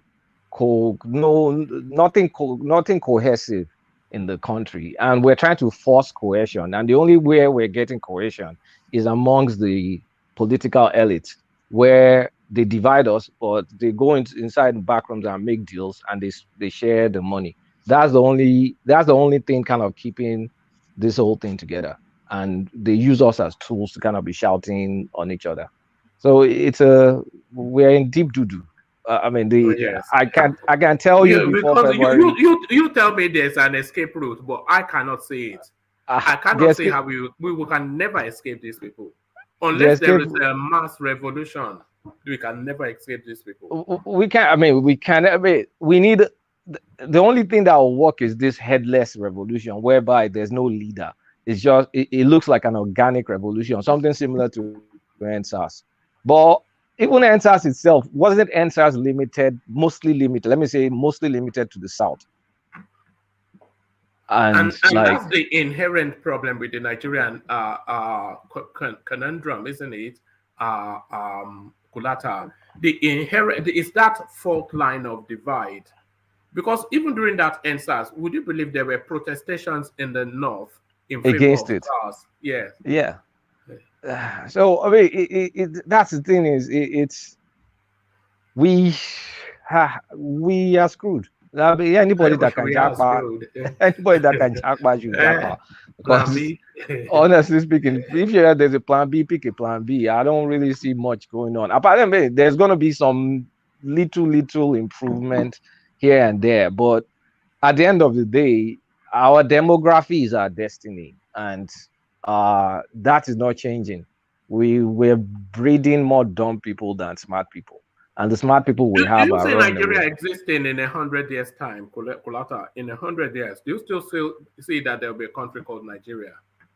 There will be some space that was formerly known as Nigeria. You know, when you're watching all these apocalyptic movies, and Mhm. you see that maybe the end of the world has happened, but you see some black people still existing. Those remnant people are going to be Nigerians.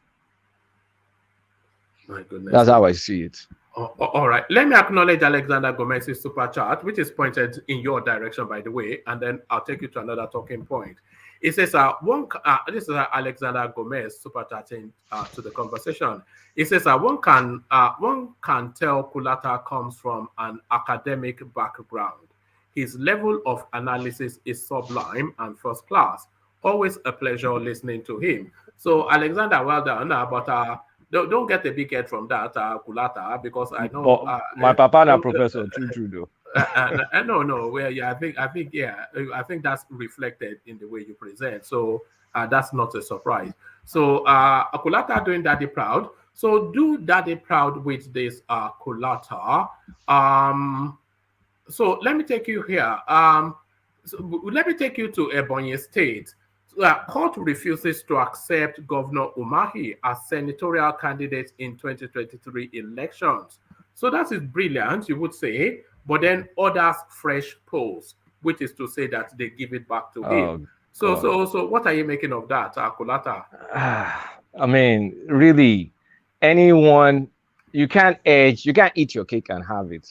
I mean, that's what Lawan is trying to do. That's what Ebon is trying to do. That's what the guy in Akwa Ibom is trying to do. You you put 100%, you move 100% to run for the president. Now you lost. You now want to now go get back what wasn't yours in the first place. So they should not. I mean, at the end of the day, though, they may get away with it. The reason they may get away with it is your party is responsible for presenting the candidate to INEC. INEC is only supposed to observe whatever process your party does. So your party, I mean, within whatever time constraint or time that's available, can tell INEC that, we messed up with the list we sent you. Actually, we're going to have a new primaries, and when they have they'll have sham primaries and they'll present the candidates. So do not be surprised if the likes of Lawan, the likes of Umahi and Akpabio end up in Senate, because there's not enough guardrails to prevent them reversing some of the prior primaries that they did. There's not enough guardrails, and to enforce it, a lot of things will just get stuck in court based on legalities. So let's face the fact that it may still happen, but it will suck if it happens. But I hope it doesn't. But the APC will just recall those people that they presented, and at the end of the day, if INEC wants to dominate itself, insert itself, INEC may just refuse to acknowledge anybody APC presents, and then Do you find that court judgment rather dubious? It's dubious, but if somebody says it steps down, then it defaults to the person that came second. So what is that judgment? I mean, if someone steps down, I mean, what is the law behind it? Because if you step down, it should naturally be, from a common sense perspective, you should go to number 2. But is there a loophole? Because one thing we don't realize is there's so many loopholes that these people know. All these people know all the loopholes. So when these things happen, we get mad. But when you look at the details, you see there are loopholes that they can take advantage of. So is there any loophole within the laws that allows them to say, that allows APC to say, okay, we're going to reconduct another primaries, or we're going to bring another candidate up? Is there any such loopholes? Because they know all these laws. They hire SANS to help them do all these things, and those guys are smart. So I can't, without knowing more about the law. For me, Kulata, he effectively gives Dave Umahi that ticket. Yeah, because if it doesn't preclude him from running, then it gives him what's going to stop him from just contesting and just taking the ticket? That's what I'm saying is there must be loopholes to allow them to just do this, because they just can't do it without, even though it hurts a lot of us. But as long as there's no clear law that says you are barred from doing this, once this is done, this is the last opportunity to present the candidate. But they will be able to pull it off, and it's going to suck, but they'll be able to pull it off. Dave Umahi may end up being elected. I mean, at least it will be presented. It's up to his people now to elect him into Senate. All right, unbelievable. It's just, there's nowhere you look that you say hope for Nigeria. But thank you, Kulata. Stay with us for just as long as you can. Can I interject one man? Yeah, come in, Ajale Koko. I think the electoral law, the new electoral law, is very clear. It clearly states that you cannot pick nomination form for two different positions. You cannot pick nomination form to contest for two different positions. So Umahi and that one of Akwa and Lawan that already picked form for presidential position, that drop out from presidency to now come and vie for, what do you call it, for Senate. The law barred them from contesting. They cannot do it according to the new law, according to the new electoral law. Otherwise, they risk going to jail, 2 years in prison.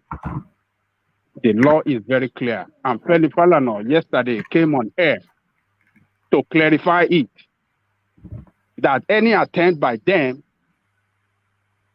and by their party to manipulate them to getting the ticket after vying for the presidential position, they risk going to jail. So I'm just trying to correct, to make a point of correction and to let us know what the new electoral law says.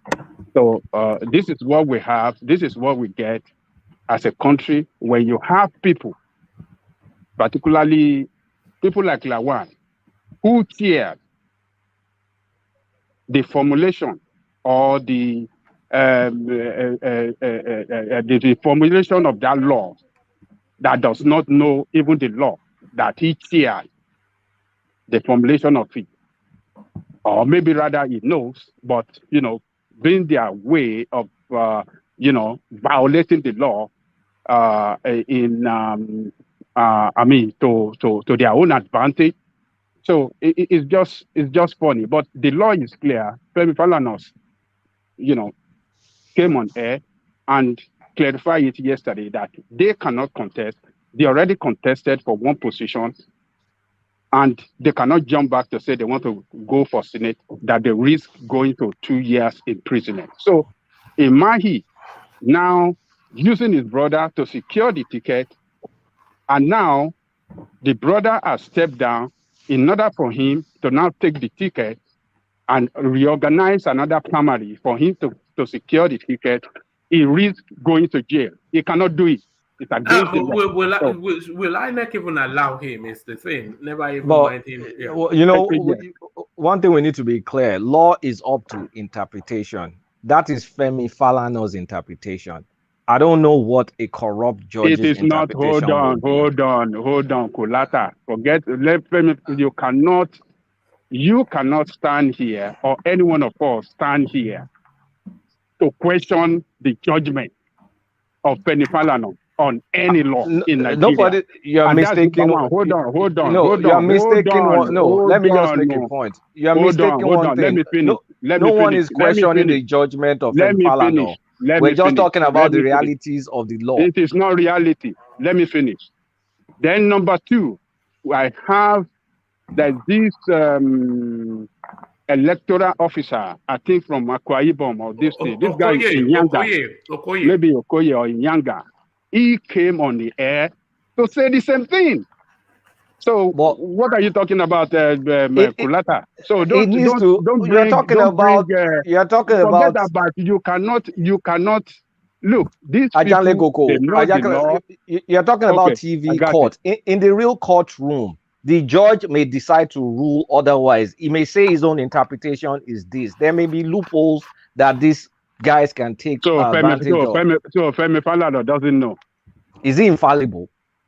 What are you talking about? So Femi Falana doesn't know everything, all the provisions and everything that law says. He doesn't know whether there is loophole or no loophole. So he doesn't know. I would like to see it tested in court, because Femi Falana is not going to be the one to interpret that law. That is Femi Falana's interpretation of the law. The judge may say no, that is not his own interpretation. So the electoral officers that came on air to say the same thing too. On air doesn't mean anything. Cool. Let me say this, Ajanle Koko. Do you remember when Femi Falana told us that Goodluck Jonathan could not run for the presidency because the law precluded him for that new law that Buhari signed into law, that if you have taken an oath of office twice, you cannot for a third time. Yes. But then the argument that the Goodluck Jonathan camp then brought was that the law, it actually preceded him contesting. So he said the law falls outside the loop of him being able to run that space. So he was able to wriggle out of that legality, which Falana told us was categorical. No, he didn't wriggle out. He didn't wriggle out. He didn't pick up. He didn't contest. He didn't contest. But he could have if he wanted to. Yeah, because he didn't contest. You cannot say you wriggle out. If he had picked up the form, he opened the legal space for himself to contest.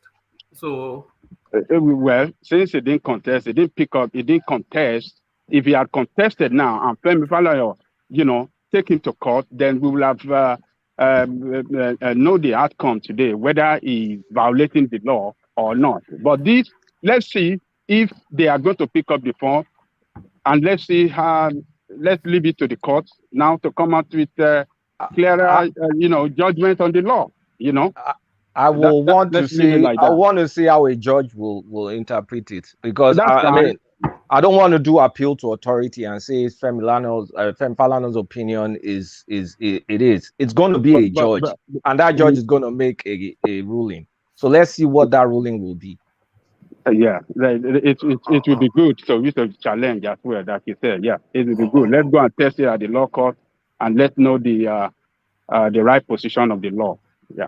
All right. We'll certainly monitor that space and update development. So thank you, Kulata and Ajanle Koko. Let me go on from you, Kulata, for reasons of time, to Nsibidi, who hopefully is still with us. Are you still there, Nsibidi? Ndubisi? Yes, Roman, I'm there. All right, brilliant. So good to have you, Rabbi. So the yin and yang, that is the southeast, is where we're going to say video. So the yin and yang, that is the southeast. So on the one hand, they are telling us that Obi must be our president, but on the other hand, the Nnamdi Kanu narrative. So the Nnamdi Kanu narrative resurfaces a triumph for Biafra as United Nations tells Nigeria to unconditionally release Nnamdi Kanu and give him adequate compensation. So the verdict has now come in CBD, and the United Nations is now telling us that it is an act of illegality, both on the part of the Nigerian and Kenyan states, the renditioning of Nnamdi Kanu outside of the law from Kenya to Nigeria, calling for his immediate release and adequate compensation. So that is the verdict. But when that memo lands on Mallam Buhari's desk, what do you think he'll do? Action this or throw it in the bin and save it? Yes, thank you so much, one man and every other person in the panel and everywhere people are watching. Well, I think I've been saying quite a number of things there. This to Nigeria is just trying to cause headache, but it's not so. It can't give me a headache. But what I'm trying to say is this. Well, I think it's definitely, how do you say it? It's not, we are not being honest to ourselves. If we keep on saying things like one hand they are telling you Peter Obi, the other hand they are telling you Nnamdi Kanu. It means we are just trying to gaslight people somehow. If I mean, I know you're just, I know you're not. Is that not the I two know you don't have conflicting? that No, those are conversation. the two conflicting narratives coming out of the southeast now. That's One what wants to rule I'm the coming. Nigerian state, and the other one wants to break it up. No, no, I'm coming. I'm coming to that. I'm just trying to tell you trying to show us the. I'm not attacking you, woman. I'm only No, no, just carry trying on. It's a because conversation now. Carry on. yeah, Yeah. yeah, because it's not just you that tries, that say that put it that way. Let me say it like that. You're not the only one putting it that way. So that's why I'm saying that there's a kind of hypocrisy in that because you cannot go and use the same. We can't say the same thing about the north, where we have all manner of people coming in. Many of them terror, you know, where we have this terrorism, and today we are seeing the other man that is being turbaned. We cannot say the same thing for the southwest, where we have Sunday Igboho and also people talking about Yoruba nation and I don't know, So what is it? So I think people always look for that excuse as long as it has to do with Igbo. Once people don't feel like once people already have their biases or whatever it is, then they'll just bring up. But sometimes we don't know how we don't realize sometimes we are shooting ourselves in the foot because that's why some of us just look at this thing and just make a conclusion that it's all coming from a place of tribalism, biases, and hatred for for a group of people because we cannot say the same. If we are going by what we are, if we go by that, then nobody from the north should be president. In fact, since 2000 and when, nobody from the north should be president. Even since the time that they all decided that they were, not all of them, but the cont, when they decided on their Sharia, then nobody from there should have been president in Nigeria. You know, not to talk of when we have people that claim to be from that place or that are from that place that are causing this insecurity, terrorism every day, and yet we believe that they are the only ones. There are some people that believe that, like Tinubu now with his running mate, believes that is someone from where is it called, Meduguri, Borno, where Boko Haram originated, where there are several kind of narratives tying the man to these Boko Haram activities. That and he believes that that's the kind of man that can give him the presidency. So that's what I'm trying to tell you that we should not even go there. But at the same time, if you're talking about the Nnamdi Kanu situation, it is clear they should do what is right. Me, I've not. If you notice, I've never come here and start shouting that Nnamdi Kanu, Nnamdi Kanu. What I'm only saying is that everything should be done properly. And Nnamdi Kanu himself, what are you keeping him there for?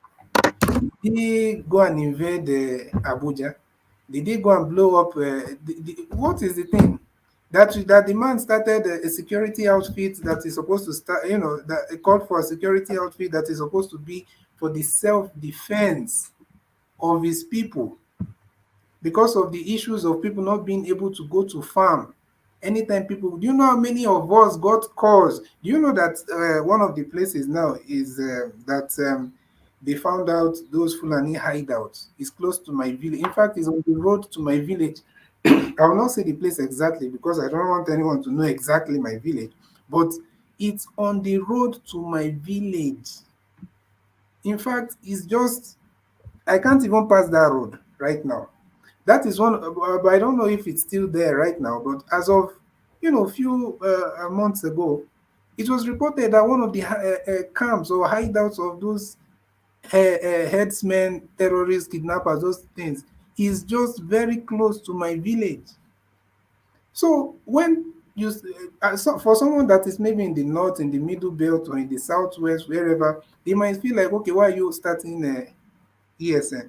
But people like us that are close to where these things was happening, then there's no way we would not support any form of self-defense group to protect our land, that our grandparents, our uncles, our aunties can still go to the farm or can even go about their business without fear of being, for the sake of YouTube, let me not use those words, you know. So there's definitely nothing wrong with that. After all, there are vigilantes everywhere. So for the purposes, for the benefit of clarity in CBD, where is the Southeast asking us to line up behind? So where are we lining up behind? So You you be don't the need spokesperson. Are we lining up behind we want to be president, or are we lining up behind we want to break up? line up exactly how you line up with the Southwest, and line up exactly how you line up with the North. I've just given you why are we not bringing the old Yoruba nation narrative for Tinubu? Why are we not bringing the Boko Haram narrative and everything for Shetima? So it doesn't, well, I can't I don't want to even say Boko Haram. It's very wrong. In fact, I'm sorry for even putting those two in the same conversation. There's no relationship between Yoruba nation and or Biafra and Boko Haram. We are talking about people trying to, it's just more of trying to self-preservation and upholding the identity. Then the other ones, they are just terrorists.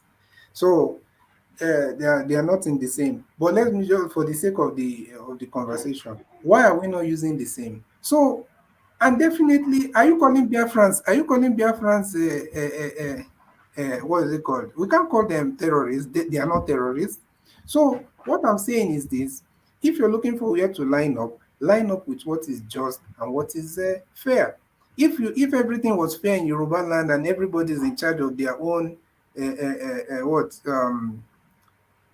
security, economy, and all that, do you think that they will feel the need that they must leave Nigeria?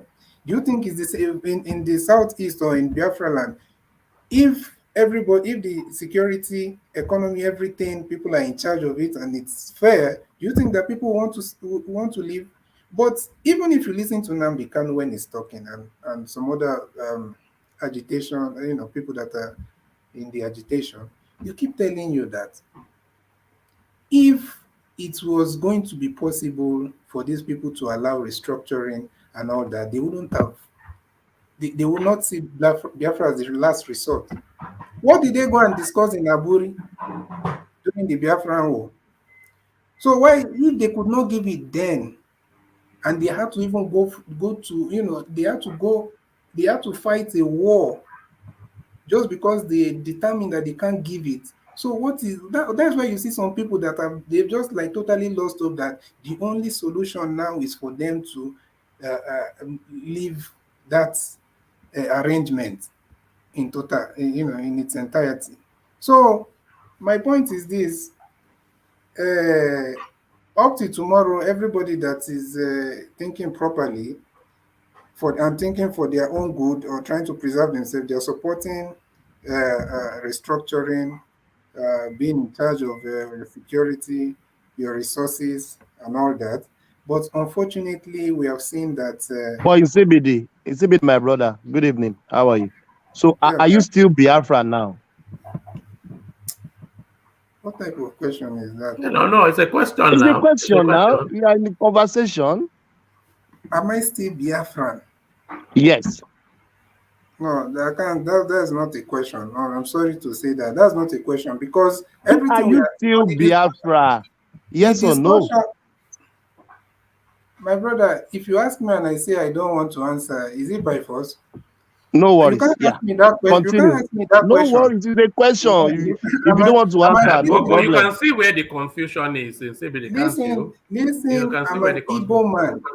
I'm telling you that any question you cannot ask a Northerner for supporting call Northerner for supporting Sharia, and any question that you cannot ask a Yoruba man for, whether you say it's everybody or not. After all, it's not everybody in the southeast that also believe in Biafra. So whether you say it's everybody or not, as long as you cannot ask a Northerner that question, you cannot ask someone, a Yoruba man, that question: is he a Nigerian or is he a Oduduwa? Do you support Nnamdi Kanu? It's not a matter of all these questions you people are asking is not a yes or no question. We have to. I'm telling you that any question you cannot ask every But other person. I support Sunday Igboho. I support Sunday Igboho. Yeah, I support anybody that is pushing for defense of his people, self-preservation, and also justice. Obviously, I So support that. you do support Nnamdi Kanu. Why won't I support Nnamdi Kanu? Do you support Peter Obi? Of course. All right. Didn't you see? Are Okay. you not seeing it on my name there? You don't see an inherent contradiction in those two There is no positions. contradiction. I support what is fair and just, and there's no. I've just told you guys how a lot of people got to that point. The fact that they are pushing for this Biafra, I'm telling you, tomorrow if somebody comes out and bring out true federalism and do and bring out this restructuring, and not like promise, not all these promises they are giving during campaign. I'm saying just make really push for it and people can see it. I'm telling you, most of these things will be reconsidered. But because we have seen that there's nothing that you can say to these people, they've lied all over the places. So a lot of people have just resorted to just saying that, okay, this is the only solution. So let us now ask questions that we ourselves cannot answer. All right. Oh, okay. In CBD, let me digress you a little bit and test you a little bit. So in CBD, a man goes into a store and he steals 100 naira from the cash. And this is nothing to do with politics. This is just like a fun little thing. So a man goes into a store and he steals 100 naira from the cash registrar, from the cash register. So from the cash machine or whatever, from the tills. So a man goes into a store and steals 100 naira from the tills. He then uses that 100 naira to buy an item worth 70 naira. He hands over the 100 naira to the attendee, to the attendant, who then gives him a 30 naira change. So how much has that man stolen from that store? Okay, the man stole 100 naira, isn't it? Yes. Then he gives the attendee, he buys something of 70 naira. 70 naira. He gives the attendant the 100 naira, who then gives him 30 naira change. So how much has he stolen? The man stole everything now. Yeah, look at this guy. Oh, okay. All right. Reflect on that. So let me take you to another space then. On CBD. Let me take you to this space. And that's a question for the comment section, by the way. Put your answers in the comment space. It says we are investigating People's Gazette over petition involving ex-Army Chief Burutai. So that's the Nigerian police. So I'm not sure if you've been following the expose on the Army Chief Burutai, who looted all of the monies that was meant to buy weapons, and that has since been exposed by this newspaper. So the ex-Army Chief then orders the police to go and arrest these people. So freedom of speech, Nigerian style, on CBD. Well, I think you also read there that the man, is it the people that was sent said they didn't arrest. So I feel like, is it really, has it been confirmed that they actually went to arrest those guys? Because if the guys if the security agents are saying that they did not go, so no, I feel they like, did go, but what they are saying is they went to invite them for questioning off okay, the back of no, but it's not the. Is it their job? Were they invited by the police, or because you don't just go like as a soldier because and saying you're going to, that's what I'm saying. If the man is a former chief of, is it chief of staff or chief of what? Is Chief it? of Army Staff. Yeah. Yeah, chief of army staff. He's a former this thing, so I don't think he has that power, that authority to just send people somewhere to go and invite people. Everything has to be done properly. It's only in Nigeria we are seeing this type of things, honestly. Even if they did not arrest those people and they just go and invite them, it's not. You shouldn't even send any, because they have not refused. They've not refused to comply to the invitation. You invite them to, the relevant government agency, whether it's the police Or if you want to take them to court, go to court, then court will give is it a order or whatever. Then they will go and invite, get those people or invite them. So all these things, it doesn't make any sense. But unfortunately, that is how even people that are not at the level of even retired commissioner of police in one small corner, this is what they do all over the country. People just take advantage. Something is wrong with a lot of, I don't want to say all of us because I'm also part of the people. Something is wrong with a lot of the people in Nigeria because this is how people behave. This is what we see growing up. Even ordinary ballet. Okay, let's not call him ordinary. Even ballet of somewhere, before you know, you are sending people to go and bring some, that's how it is in Nigeria, unfortunately. So it's part of the culture. The it's part of the culture. It's very wrong. It's wrong. All right, brilliant. So thank you, Nsibidi. So Nsibidi, let me take you to this final space. The Nigerian currency continues to hemorrhage. 620 to the dollars just on Monday, 658 to the dollars on Friday. So which way Nigeria and Nsibidi at this rate? Zimbabwe is calling. Zimbabwe knocking on the door. Nsibidi. Yeah, but the other day, central bank came out and was shouting that they will stop exchange of what people selling. Is it dollar? Unfortunately, who are the people going? Who is this going to affect more? Is it not the? We know that it's mostly our brothers from the north that are involved in this dollar exchange, black markets, whatever. So I think also there's that conflict. You see, that's now the problem. That's the thing we are talking about. They can't really do something just because of they still play politics with everything. Anything that will affect them, they wouldn't deal with it directly. But the ones that, if it's just only the south or maybe the southeast that is going to affect, then you will see them the next day. They've already made, a law. So, well, it will unfortunately. I even saw, like, was it last month towards the ending where they said the Naira have gained, it was about 400 and something. So all of a sudden now it's back to the 600. So it's really, I don't understand what's happening. I don't understand. But unfortunately, they will not be able to solve a lot of these things because of tribal politics. How is the country able to attract investors with the currency fluctuating so sharply? So there you are, you are an American financier. You want to put your money in Nigeria. You take it to Nigeria at 420, and by the time you wake up the next morning, it's 530. So you've lost half your wealth or a good percentage of your wealth. So how is that fluctuation able to attract international investors?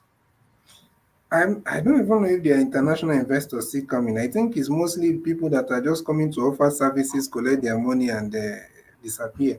I'm hardly seeing people that are, coming to invest or start one big multinational business in Nigeria at the moment. I don't know if there's any. Somebody should tell me. But for now, I don't even. Is ShopRite even still in? Are they still there? I'm sure they are. Okay, they are there. But I heard there was some time they were also talking about. I heard that news of ShopRite also considering, one or two things that they will do. So, unfortunately, these people. That's why we keep on telling people like Tunanja and all these people that keep on that believe that the government that everything is normal, and it's just a matter of doing some kind of things. So these people, it seems that they don't even care about economy, or that's how it seems. I'm not saying that's what it is, but it seems like they don't care about the economy, where it's going, whether it's a currency, whether people are crying. They don't care. I think the only thing they have in mind first is to kind of gain total control of that space. Unfortunately, you might say it's a conspiracy theory, but when conspiracy theories are now beginning to, you're seeing it playing out every day. They won't be conspiracy theories anymore. So it seems like they just want to, like what Aisha, is it Aisha Yusuf or someone said that the other day? They just want to first control this thing, hold it, and just gain that ideological ground. Then I think the later economy is something that they want to do maybe later on. They want to face, you know. So it's sad. It's unfortunate. It's just because of we are in the public space, and sometimes we don't want to sound. We don't want people to feel like to like there's no longer hope or anything. But it, it just seems like we are we are trying to build something that some people are just they are already determined, or they are actually working serious very hard to bring down, and those are the people that are in charge, so it's sad. All right, brilliant. Well put. So thank you, Insibidi. So Insibidi, for reasons of time, let me go on from you to Thomas. Thomas, are you ready to go? All right, let me go from Thomas to Baba. All right, so good to have you, Thomas. So good to have you, Thomas. Let me kick you off then, Thomas, from where I kicked Insibidi off. The United Nations now takes a clear and unambiguous stance on the Nnamdi Kanu narrative, totally against the law, both against Kenya and Nigeria, and they are also inviting quite substantial compensation. So that memo has now, that verdict has now been passed to the Nigerian state. So what actions then are you expecting from Mallam Buhari and his clansmen? Thank you, Omar. Good evening, everyone. One man, I don't know, maybe I should say this.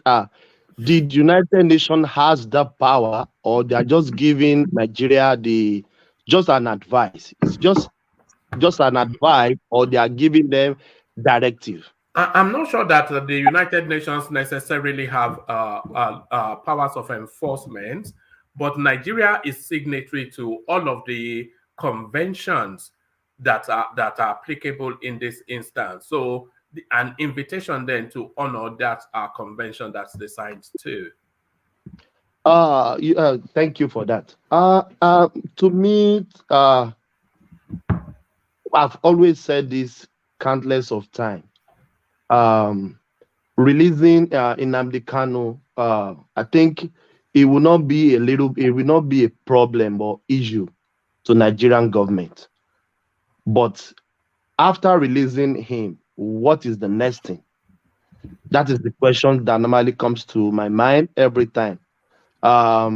Releasing him unconditionally or conditionally, after all that, what is going to happen? Is he going to go back to the normal old ways, still asking for the same thing, or everything is just going to die down? For me, in my opinion, Nnamdi Kanu that I see, is not a such person that will give up what he believes in. And I give him kudos. What you believe in, stand by it. I'm not seeing him. Even when they release him, he will give up Biafra. I think, to me, as for now, maybe tomorrow he may change his mind.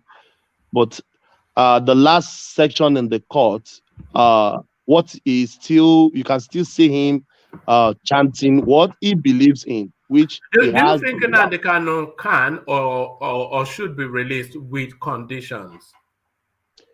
In my opinion, it should be released in condition. And what would those conditions be? What would those conditions be? Yes. First one is if you can give up the Biafran war, Biafran agitation. That is my first condition. When you say give it up, not to do it anymore or to denounce it, those are two separate things. So not to do it anymore or to come out publicly and denounce it. To denounce it. Right. Yes. If he do that, oh man, Nigeria government doesn't have problem. No. is because of the agitation and the word of incitement they claim he's doing. And people may say he didn't mean it sometimes, but in Yoruba land, they will say our words is just like a egg.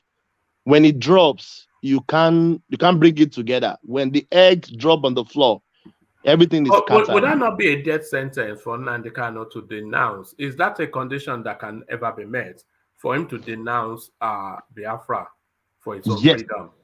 yes, that's what I said earlier on that. For him, he has passed that stage for to denounce what he believes in.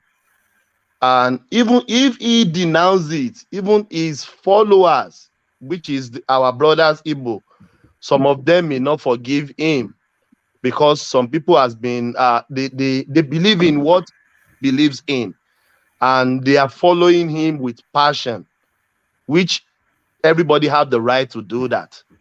But for him to denounce it, it's just like Peter Obi. Like Peter Obi now come out tomorrow that I'm not going for presidency anymore. He will lose the people will not like him in the southeast because they really want him to go out there and push for the presidency. Even there are some steps he wants to take.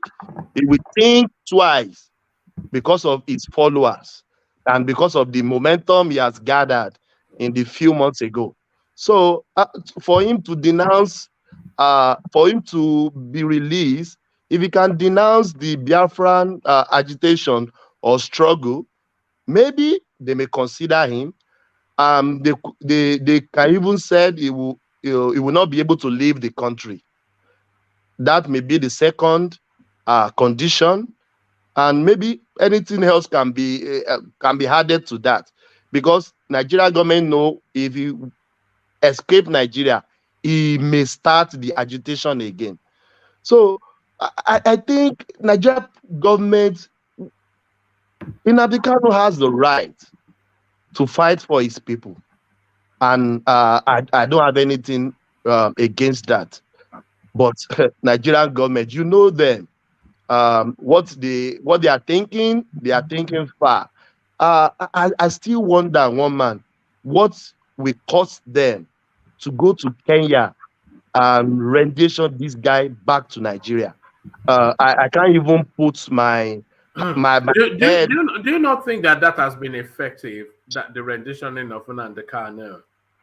Because the legality of it, one thing or the other, but this guy now, by virtue of that renditioning, it has brought to an end that space. Yes, somewhat. He has brought it down. He doesn't brought it down he tempered it down a bit. But the ideology. When was the last time you were hearing? It's only even me that's keeping it up with my holy songs. When did you last hear from that space? Yes, you are right. You are right. It's just like one man. If they capture the head, the followers will scattered. That is what happened. And even when Obi now came out, that one even scattered everything, because this is what we have been preaching, that let's forget it about this agitation. Then let's tackle these people with our votes. Let's change our mentality. But you rightly said it that the agitation went down immediately. They capture Nnamdi Kanu, which is right. We can't go away from it. But one man, the ideology is still in our people. They still have that mentality of we want to have our land, which they have the right to do it. Nobody will say what they are doing is not right. Everybody have the right to secede from every country that you want. But to secede from any country, we have to have referendum in our constitution, which is not there for now. So it could have been better for our Southeasterner to push in for referendum for the constitution to be changed. That if we have referendum in the constitution, then you can ask for your country. But anybody asks in for his own land. Even Yoruba people shouting Yoruba nation is a criminal. It's like a treason to Nigerian government. It's a threat to them because they don't want it. They don't want it in any way. So I give United Nations the kudos for saying this out. It should be released. He has spent enough there. But I will still end my comment with, after releasing him, what is the next thing? Is he going to stop or continue? That is my submission, Wama. All right, brilliant. Well put. So Thomas, let me go on from you to let me go on to hold on. Let me go on from you to Baba Akure. So Baba Akure, I want to share a screen with you, Baba Akure. So as I bring Alexander on, so Baba, I'll share this screen with you, Baba Akure, and then you post your commentary. We hear from Alexander, and then we hear from you. So this man that you see on the screens, Baba Akure, there's a 5 million naira bounty on him by the Nigerian state, but here he is in open glare. So this is the guy, of course, that is responsible. He doesn't believe in kidnapping. He just kills them. This is what he says. And here he is being turbaned in Zamfara or somewhere. So here he is, a Nigeria Fulani style. Adam Aleru is once again a household name, especially amongst locals in Nigeria's northwest states of Katsina and Zamfara, after he was conferred with the traditional title of Sarkin Fulani in Endoto by the Emir of Endoto in Safe local government area of Zamfara state. It is not the title that matters to many, but his immediate past and the present. Yankuza is still suspected to be amongst the bandits terrorizing people in the two states. The bitter memory of the attacks he was said to have masterminded 2 years ago in Kadisau and Kabalawa communities in Faskari local government area of Katsina state is still fresh in the minds of these children, whose father was amongst the more than 65 people that were killed during the attack.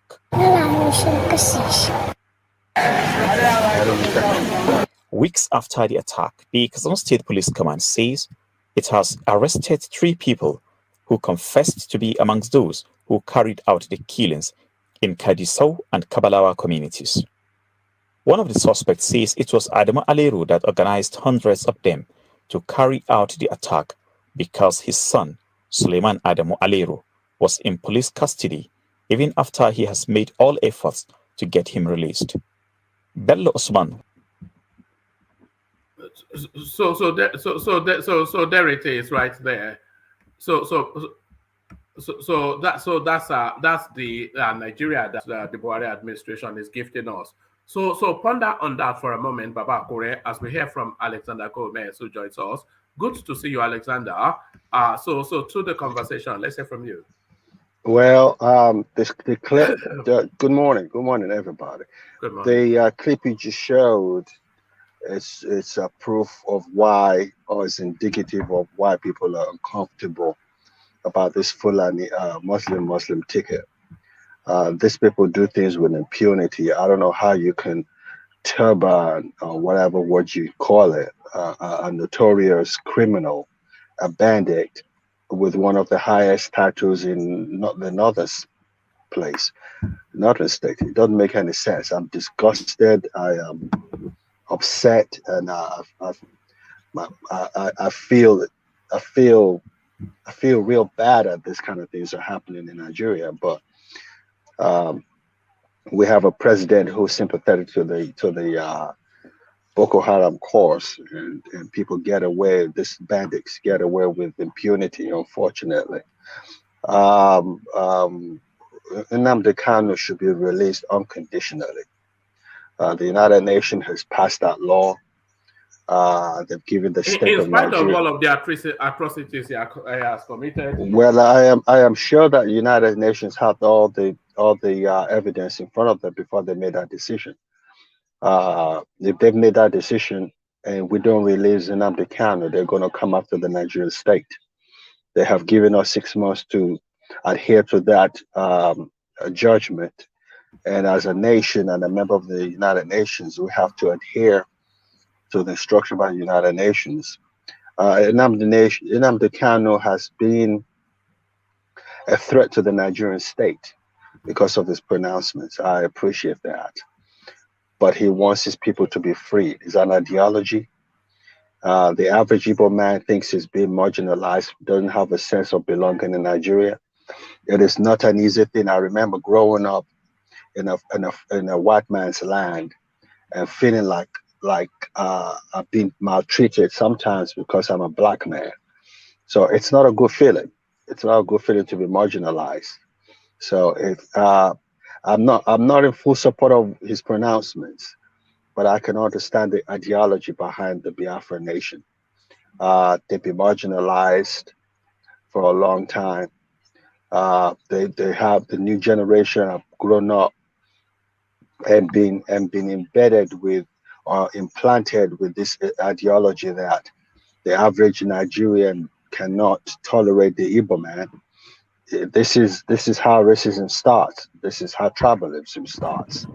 So if they want to go, I'm not. Are they writing that, Alexander, that the average Nigerians cannot stomach the Igbo person? Are they Yes, they are. misguided? Are they misguided, or are they right? No, the average Nigerian is uncomfortable with an Igbo man. Yes, because the Igbo man by his very nature is a very intimidating person, and thinks that he's always right in everything he does. So that's why a lot of people are very uncomfortable with him. They come to Lagos, they go to Ghana, they go to South Africa, and you can see a common denominator. People are just uncomfortable around Igbos, not because they don't like them, but because of their core nature. They're domineering people. That's the way God made them. In America, they're like that. You'd be amazed at the average African American. I had a conversation with one of the most respected panelists on this channel, who agrees with me totally that the African Americans, they know the difference between an Igbo person and a Yoruba person. Believe it or not, it's not by the accent. Whether you have an Igbo accent or have a Yoruba accent, they don't know the difference by the accent, because as far as they're concerned, you have an accent. They can't differentiate between a Yoruba accent and an Igbo accent. And they can't differentiate between the features of a person, but they can differentiate between the mannerism and the attitude of the person. That's why they know if you're Nigerian, they can tell, oh yes, you're Yoruba, or yes, you're Igbo. So I mean, it's a strength and also a weakness. So don't let's fool ourselves. Yes, a lot of people are uncomfortable with the mindset of the Igbo man. That's the way God created them. They didn't create themselves. That's just who they are. They are strong-minded. They're intimidating. They're domineering. And I hope the average Igbo person on this platform is not going to deny that, because that's just the way it is. That can equally be a strength as well as a weakness. Yeah, it is a strength and a weakness. Yeah, what you're saying essentially is that they are confident. Interject. Yes, in Civic, with due respect, when you're talking about the average Igbo person in Civic, I made this on a super chat yesterday.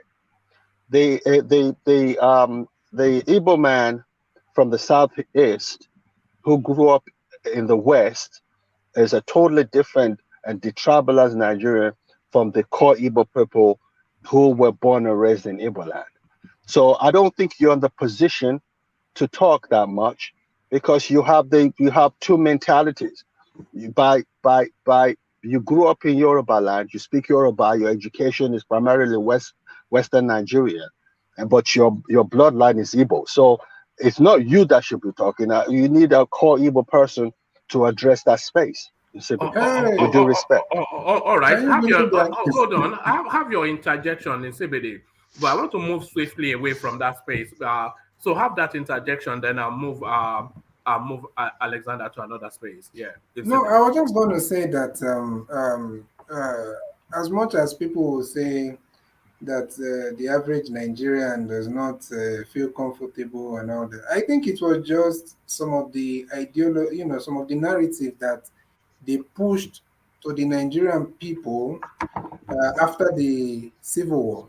Because you see, that's why up to today you find some people from some, Igbo sub-tribes, or should I say Igbo-related groups, or even Igbos from the South.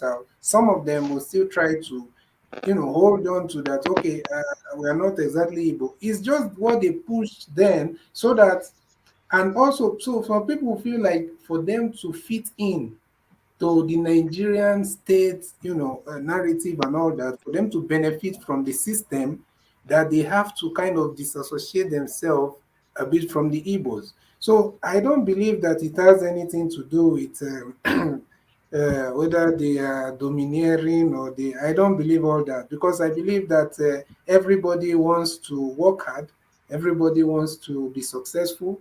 So, and especially outside Nigeria, I don't see it at all, with all due respect. And I'm someone that have been in, I think I can say that I'm among the panelists here. I'm probably among those, if not the only one, that have been to The most several traveled. countries. Yeah, the most No, traveled. no, no. I'm just talking about, I'm saying, I've been to several parts of Africa, more than most. So, and I don't see it totally. In fact, if I say this, maybe some people will take it wrongly. I've seen a lot of, especially when I was in the southern part of Africa and even East Africa, I've seen quite a number of ladies that, if you're talking about they want to get married, it might be unrelated. The first thing, you won't even ask them. They'll say they want a Nigerian. But probably there's this narrative that some people are pushing. I don't know if it's the Yoruba demo, whatever, and some other narrative some people push. So it makes them to feel like they don't they'll say, no, I don't want a Yoruba demon, I want an Igbo man. So No. that's You know why? It's because the Southeasterners, they're the most handsome. That's really why. It's because you no, guys are so I'm not. handsome. No, one man. I don't want to go into that. I don't believe in those Look at things. this But what guy. I'm trying to say is that All right. I respect Make it Alexander's make stand. it succinct. I need to head out for a Sorry, meeting okay, so I sorry, can sorry, address the sorry. next issue. Sorry, let me just one All man, right. wait, man. I think you made the point. Okay, round it off, Insipidi. Yeah, let me just round it up. I'm not. I understand what he's saying. Like I said, I believe that is mostly for political and economic reasons that some people try to back in the day. I see it dying out right now, but I don't believe it's anything to do with their nature of domineering and all that. All right, brilliant. Well put. So thank you, CBD. Alexander, let me move you on from that space very swiftly. Our court refuses to accept Governor Umahi's as senatorial candidate, which is good, but then they've ordered a rerun. So that rerun, does it still open the window for Umahi to still get that ticket? Is the question. Yeah, it does. It does. These are just political shenanigans. He's going to win the ticket at the end of the day. He's going to be the senator at the end of the day. Who has been a governor in Nigeria that has not eventually become a senator after his reign, even including Rochas Okorocha. Rochas Okorocha, my brother, my good brother, who I actually adore because of his detribalized personality. They took the Rochas Okorocha and the CBD talking are from the same place. They took his they withdrew his certificate of whatever they call it in Nigeria away from him. And he said, when they have the time, they'll bring it over to me and they will install me as a senator. And that was exactly what they did. The same thing is going to happen to Dave Umahi. He's going to make a couple of calls. They're going to have a rerun and he's going to win. And this is just rubbish. It doesn't even worth anyone addressing it, because at the end of the day, we know what's going to come out of it. Yeah. The system in Nigeria is quite laughable. But everything is laughable in Nigeria, Alexander. From 620 to 500 to 658, the Nigerian currency within 1 week, not even a week, 5 days. It's quite alarming. I don't know the percentages, but that's almost what, an 8 to 10% depreciation in just 5 days. Where are we going? Where are we going, Alexander? It's the weakness in the economy. The economy is not doing very well. We're not exporting anything. Our standard of living is crumbling. We're not producing anything. We are basically an importation country. Ghana used to be like that in the 80s. That's why the currency went all the way to, I think 2,000 or 3,000 or 15,000 cedis to a pound. I know that space very well. So that's where we are right now. We need, in conclusion, because I have to run for a meeting. In conclusion, we need, like I said, I don't care about Muslim ticket. I don't care about a dog and a cat ticket. I care about the people who would come and take us to where we belong, make us the great black country that we were in the past, be able to elevate alleviate the poverty of the land. What people are going through right now is unthinkable. The kind of suffering that people are going through. People can't eat. There's no money in the system. I get calls every day. That's because some person who's a middle-level manager in an accountant general can steal $108 billion. And the sad thing about it is that $108 billion is the tip of the iceberg. They steal this money every day at the peril of the people. So it's sad. So we need a soludo. We need people who know what they're talking about. We need people who can sit down with the international community and talk their game. We really, really, really don't need the Atikus of this world and the Tinubus of this world. Even Obi is not equal to the task. Nigeria is a complex nation. It's one of the richest countries in the world on paper by her human and natural resources. One of the richest countries in the world. But right now it's referred to as the capital of the poverty country of the world. And that's because of bad management. So we just need able people to come take over the space and turn the country into the great country it used to be, one man. So let me go, one man, because before I get fired. All right, brilliant. Thank you for joining us. So that was Alexander Gomez. So thank you for joining us, and thank you for yielding the space, Baba Kure. So let's come to Baba Kure now. So you saw that video clip, wanted by the Nigerian state, easily found by the BBC. What are the security forces doing? Baba Kure, and this is the Nigeria we have now. Thank you very much, woman, for having me this morning. And good morning, good afternoon, good evening, wherever you are.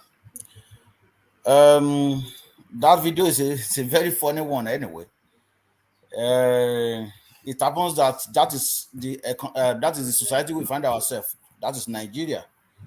When something happens, we always cover up our kingsmen, our tribesmen. When they do something wrong, we always try to cover them up. And the same thing is just happening now. Is it in Zamfara or Kaduna? Yeah, the guy was to banned in Zamfara, Okay, but in he's Zamfara. wanted for massacre in Katsina. In Katsina, okay. So you can see now that that is what we always experience in Nigeria. So it's a very bad thing that unknown village, because it is unknown we are having right now, unknown village in Nigeria to ban that guy, because they cannot tell us that they are not aware of him being requesting for arrest in Katsina State. But you see, everybody just defend their own indigene. They defend themselves. So that is what is going on there. So, and it happens across Nigeria anyway. It's just that this particular guy, the horrific crime that he committed, that is why we are talking about it now. There are some certain things that is even happening, like issue of all these politicians when they steal our money. And then we go to Oyo State and go and get chieftaincy. Look at the I know it might not I may likely little bit deviate, but I'm still still taking it on the same path. How we always cover our own. So this miscreant, they will all the way from north. They will go to Lagos State Ondo State or your state and get a chieftaincy, or they go to Anambra State to get chieftaincy. So we cover them. So how many of Yoruba people go to jail for being siphon government money? We remember the issue of Body Judge. What do they do? Because he's Yoruba, they use a drum to welcome him from jail. What happened to Jews or Kalu? The same thing. So that is the society that we live in, and that is why we are not getting it right, because everybody always cover their own indigene, not to be prosecuted. Look at Abba Kyari now. They want him in United States. What do? They keep him in prison because they don't want him to go. But there's another guy that defrauded some people in US, just not even quite a few months. Boom, they sent him to US. So that is the society we live in. That's the society we live in. That's my take on that, one man. Yeah, thank you, Baba Kure. It's just the double standard of it is quite alarming. So to the space, the Ukraine invasion, European Union to replace gas from Russia with Nigeria. So it looks as though another round of a wolf coming Nigeria's way. Well, thank you very much, one man. Like because I'm going to make it very snappy. There is a lot of reaction to that. Number one, even if they do that, are we going to really benefit from it? I don't see that. Then this is how it's going to affect us. You see the masses that are still making noise right now that they don't have gas. You will see a lot of queue in the gas station because Nigeria want to make money for themselves. Not even Nigeria, elites, politicians, they want to make money for themselves. Particularly this administration, they will try to get as many dollars they can get and put in their pocket. Not about benefit to benefit Nigeria, but to benefit themselves. So those who are going to benefit are the elite politicians. So it's nothing, and masses is going to suffer for it because the gas is going to be much more expensive. It is going to be much more expensive, and they will prefer to supply gas to, petrol to Europe rather than provide that petrol to Nigerian citizens. That is what is going to happen. It is good if we have a very good government. It is good, like I think Professor Abolaji on Arise TV the other day, he said this Ukrainian war, it will benefit some people and it will not benefit some people. That this is the time for Nigeria to make as much money they can make, and that is what is going on right now. But are we going to benefit from it? I don't see that, because we don't have leader. We only have chiefs. That is my take on that. All right, brilliant, Abakure. So let me take you to the space. You said we don't benefit from it. We'll certainly suffer from it. 620 Naira. I think you were here when we were doing the 620 Naira storyline. And fast forward, 658 Naira now. We were somewhat joking that the Naira before the end of the year will be exchanging for 1,000 to $1. Should we revise that now to 1,500 to the dollar at this rate? One man, you're a bad man, right? Well, I mean, look at from 620 within 5 days to 660. No, actually, you must be a prophet of this platform, because you already said that. I think earlier this year you said that before the end of the year, the way you are saying is that Naira may of course go to 1,000, and I debunked it as in no. It won't go to that, but I think it's going to that way right now. Like you rightly said, even me, when I check Canadian exchange rates on the website, within that few days, it was online. It was 474 to Naira. Then yesterday, when I was checking it, it was about 500 to $1 Canadian dollar to 500 Naira. So, and I said, what is going on here? Why are we here? Is because we do not have those who are serious, excuse me, it is because we don't have those who are serious about Nigeria economy. Are we talking about Emefiele, who doesn't even have sense?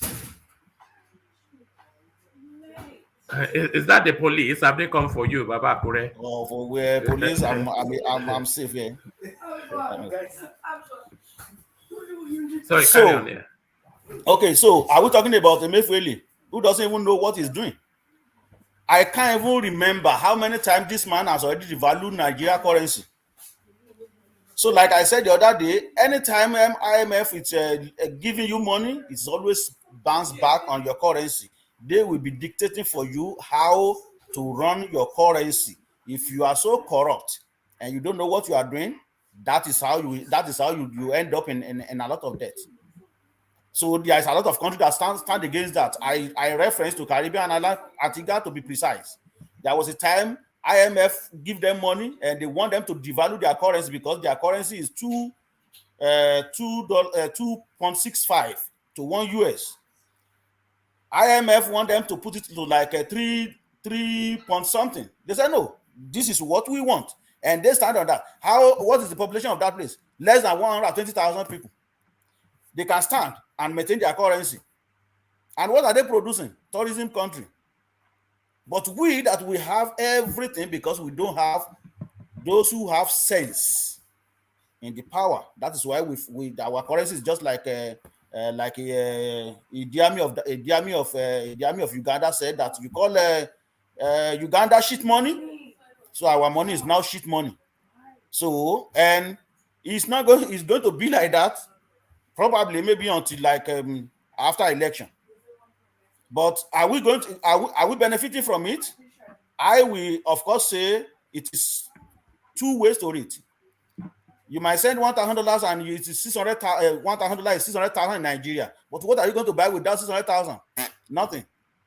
When you check the price of things in the market, that is when you will see that whatever you send is nothing. It might be big like that. Oh, where you give somebody 100,000, you think it's money. It is nothing because you couldn't even buy anything. Right now, you want to buy one load of sand. Now you know how much is that. So it is big. You know, I feel sorry for the people that are building now. Exactly, but the point is that if you have your money, just continue doing whatever you want to do, because you cannot rely on the economy of Nigeria and what Nigeria is giving back to you. I could remember in 2017 when I was doing one little bungalow. I said, there's some people say, oh no, don't rush it, don't do it. I said, well, we see when I have my money, I want to do what I have to do, because Nigeria, where anything goes up, it never go back down. That is it. What I did at that time now, if you want to do it now, you are talking about times 5. So that's saying that you are pitying those who are whatever. If you have your money, just do it, because you cannot predict Nigerian market. That is it. That is it. All right, brilliant. So thank you, Baba Akure. So for reasons of time, let me go on from you, Baba Akure, and let me go to Ajanle Koko, who's still with us. So Ajanle Koko, are you still there? So are we having a platform today or not? Oh, you mean later on? Yeah. No, yes, we will. You know. Oh, all right. Why? By God's grace. All right, brilliant. All right. I thought you had a special package for us, but no. If you have anything you want us to discuss, just send it to me via Instagram. Then I'll put it up. All right, no problem. All right, brilliant. So let me go on to Ajanle Koko. So thank you, Baba Akure. So Ajanle Koko, to the topics. Let me kick you off then with the Naira. I mean, I think we are underplaying the significance of this. From 620 within 5 days to 658. I mean, that is we are heading towards Argentina. We are heading towards Zimbabwe, and we're going there at speed. Thank you, woman. Morning, afternoon, evening, wherever you are around the world, please click on the like button, share, and subscribe if you haven't done so. Woman, it is alarming that Naira continue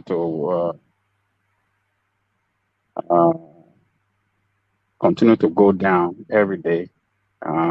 It's shocking that within a week, Naira lost 50 Naira. I mean, 50 Naira in value. And what this tells us is that it's not going to stop. There's nothing to show that this Naira will be stabilizing, because it's losing value fast every day, continue to lose value. So, and the implication of this is that cost of living will continue to go high, and standard of living will continue to go low. And we are going to find a situation where Nigerian workers and Nigerian people will be put into poverty. Nigerian people will suffer it and, go down poverty lane. And you will have a situation where Nigerian workers who doesn't have their salary increase, and the little that they earn, more of it will be chasing few items. And Nigerian workers will be in a situation where they'll be working for nothing. They'll be working, and the money they make cannot sustain their living. And what does that mean? That means they're going to go down in poverty. And when people in the country, majority of people go down in poverty in the country as big as our own, that country cannot economically survive, because how would this tax? How would they be able to raise tax when their currency continue to lose value every day? So it's so bad, and the manufacturing sector will be affected badly as well, because most of the manufacturing sector, even though they are going through hard time now, you will have a situation where their raw material that they import from outside the country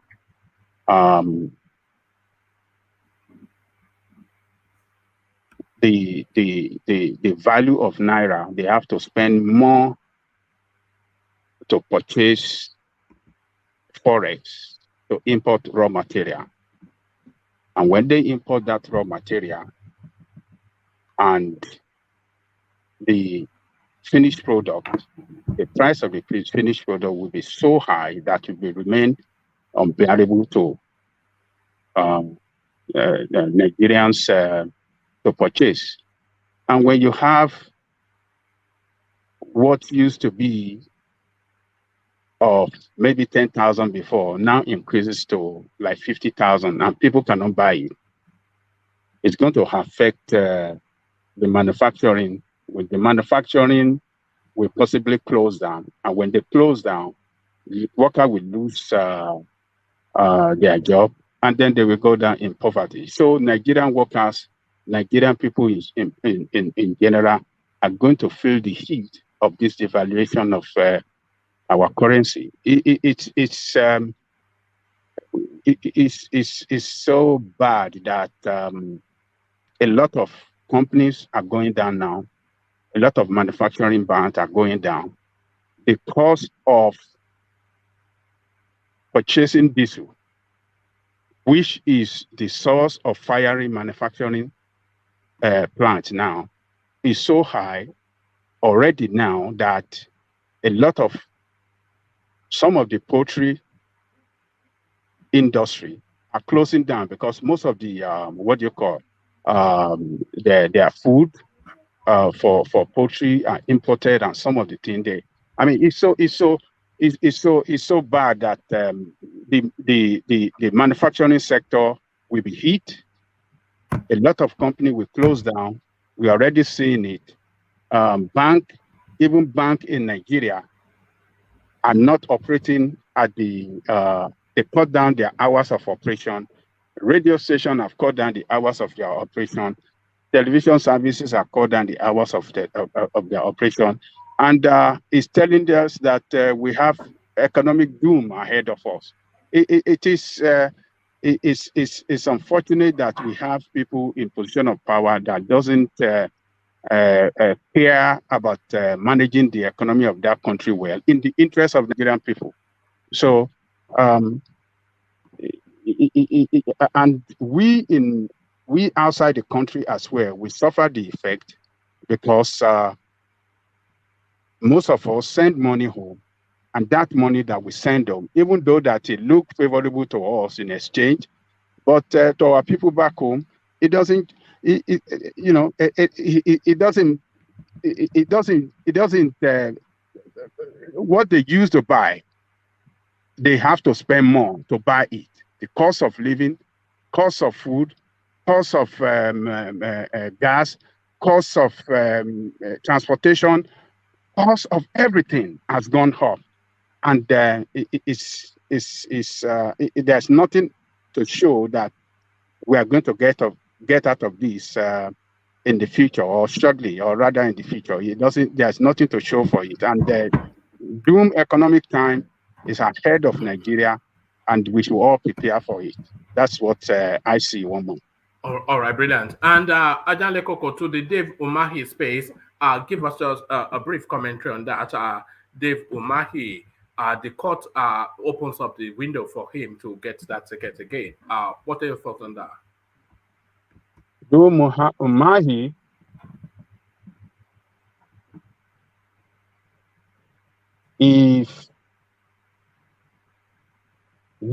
Umahi is playing with fire. It's playing with fire. And what I mean by playing with fire is that the new electoral law does not permit him to contest for two different positions, to have nomination for two different positions at the same time. This is what he has done. So, like I said before, Femi Falana came on air and clarified that yesterday. INEC man came on air and clarified that yesterday. But these politicians, being what they are always desperate to remain in power so that they will continue to loot the resources of the country. So they will never listen. But I'm telling you, Femi Falana and some others are ready for them.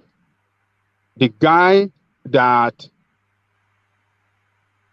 since Umahi brother stepped down, the second in line in the primary is the one that should be given the ticket to contest, but not to organize another primary in order to favor the government. So that by itself is a manipulation of the process, which can be challenged by the guy that is second in line during the primary. And on top of that, the violation of the law for buying two tickets, two nominations at the same time, await him to go and serve 2 years in jail. So he should go ahead and let's go and test the law at the new electoral law and the law court. Let the court interpret it so that this can serve as a lesson to others. So that's the way I see it. One man, Umahi is on the way to jail, and that will be good for Nigeria if it's caught up by the new electoral law.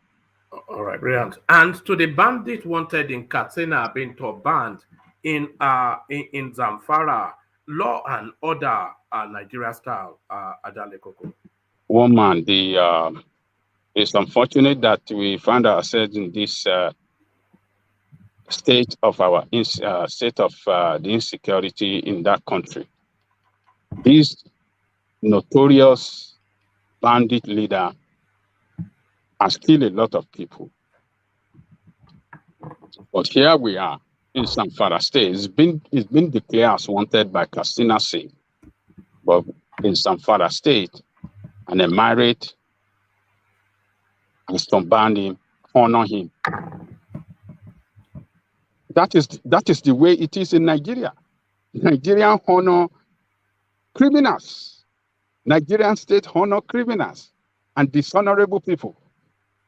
Most of the people you see in position of power, do they deserve to be there? But they are there because this is what Nigerian state represent. Nigerian state honor criminals and dishonorable people. So this guy now, the emir of that emirate has been suspended by the governor, and the emir in his own statement said that because Nigerian state failed to secure them, to guarantee security of life and property, and in an order to save his people from being killed incessantly by this criminal, that is why he entered into deal with this guy in order to leave them alone and for them not to be killed, because Nigerian state cannot kill. Cannot secure their security, cannot guarantee their security. The governor of Zamfara recently, as we may recall, called on everybody in that state to do everything to defend themselves. He even called on them to go and get gun. I think you remember that woman. Yes. He called on everybody to go and get gun and get whatever they can get to defend themselves. And that is what exactly this guy has done. He, as the governor of that state, has entered into the bush several times to strike a deal with this criminal, to give them ransom and to strike a deal with them, give them money, but these people never stop. So who is at fault here? Who failed who? Who is criminal?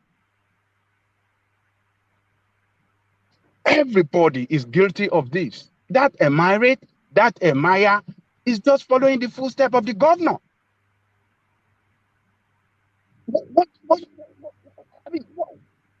could he do? It's unfortunate that you have to honor that guy, but he didn't want to lose his emirate, because we have seen so many emirs that have been killed. Their emirate were massacred. People were killed like chicken, and property were lost and people were driven out. We have seen it. Who is guilty of this? Is the Nigerian state.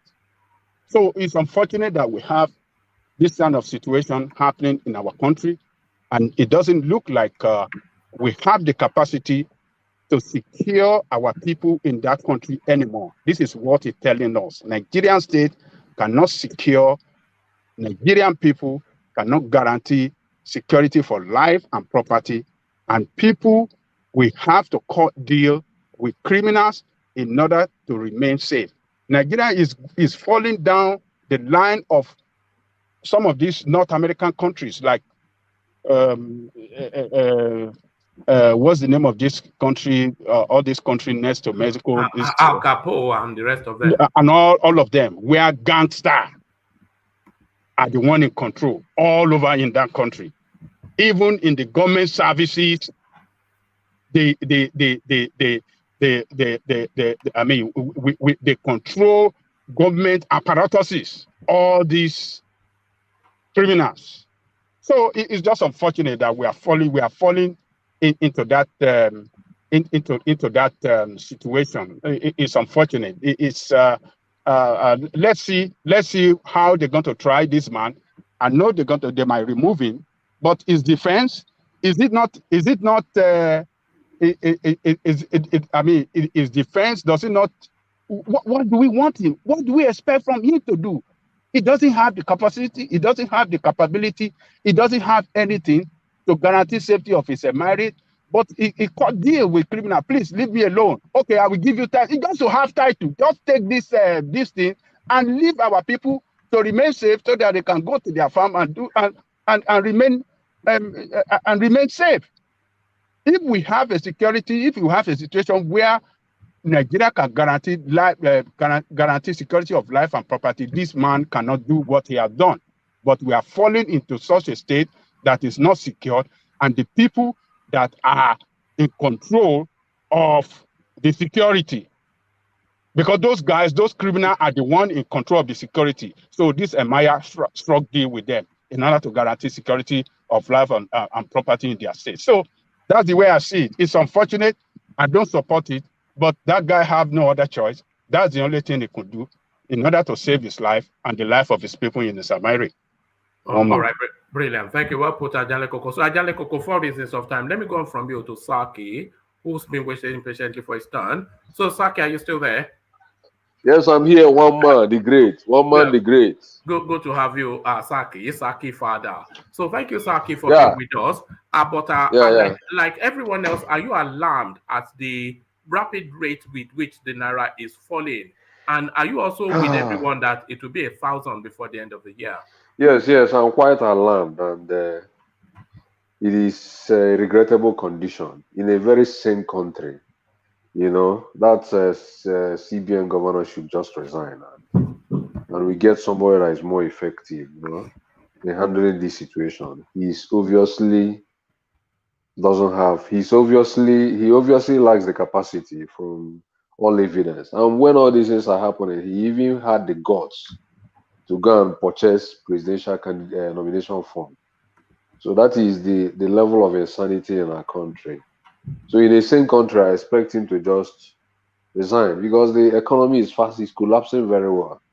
You know, people are suffering. Even if you send somebody, what do we call it, $100 today to Nigeria, which is about 60-something thousand, it doesn't buy anything. You just buy one or two things, you know. It doesn't really buy anything. So it's quite. I'm quite alarmed, honestly. You know, and it keeps rising. People are predicting that before December it will hit 1,000, and I don't argue about that. So you know, that's my submission on that. All right. Thank you, Saki. So I'm not sure if you've ever heard of a French woman called Baroness Muscat. Well, she's the one that wrote the Scarlet Pimpernel. So Baroness Muscat.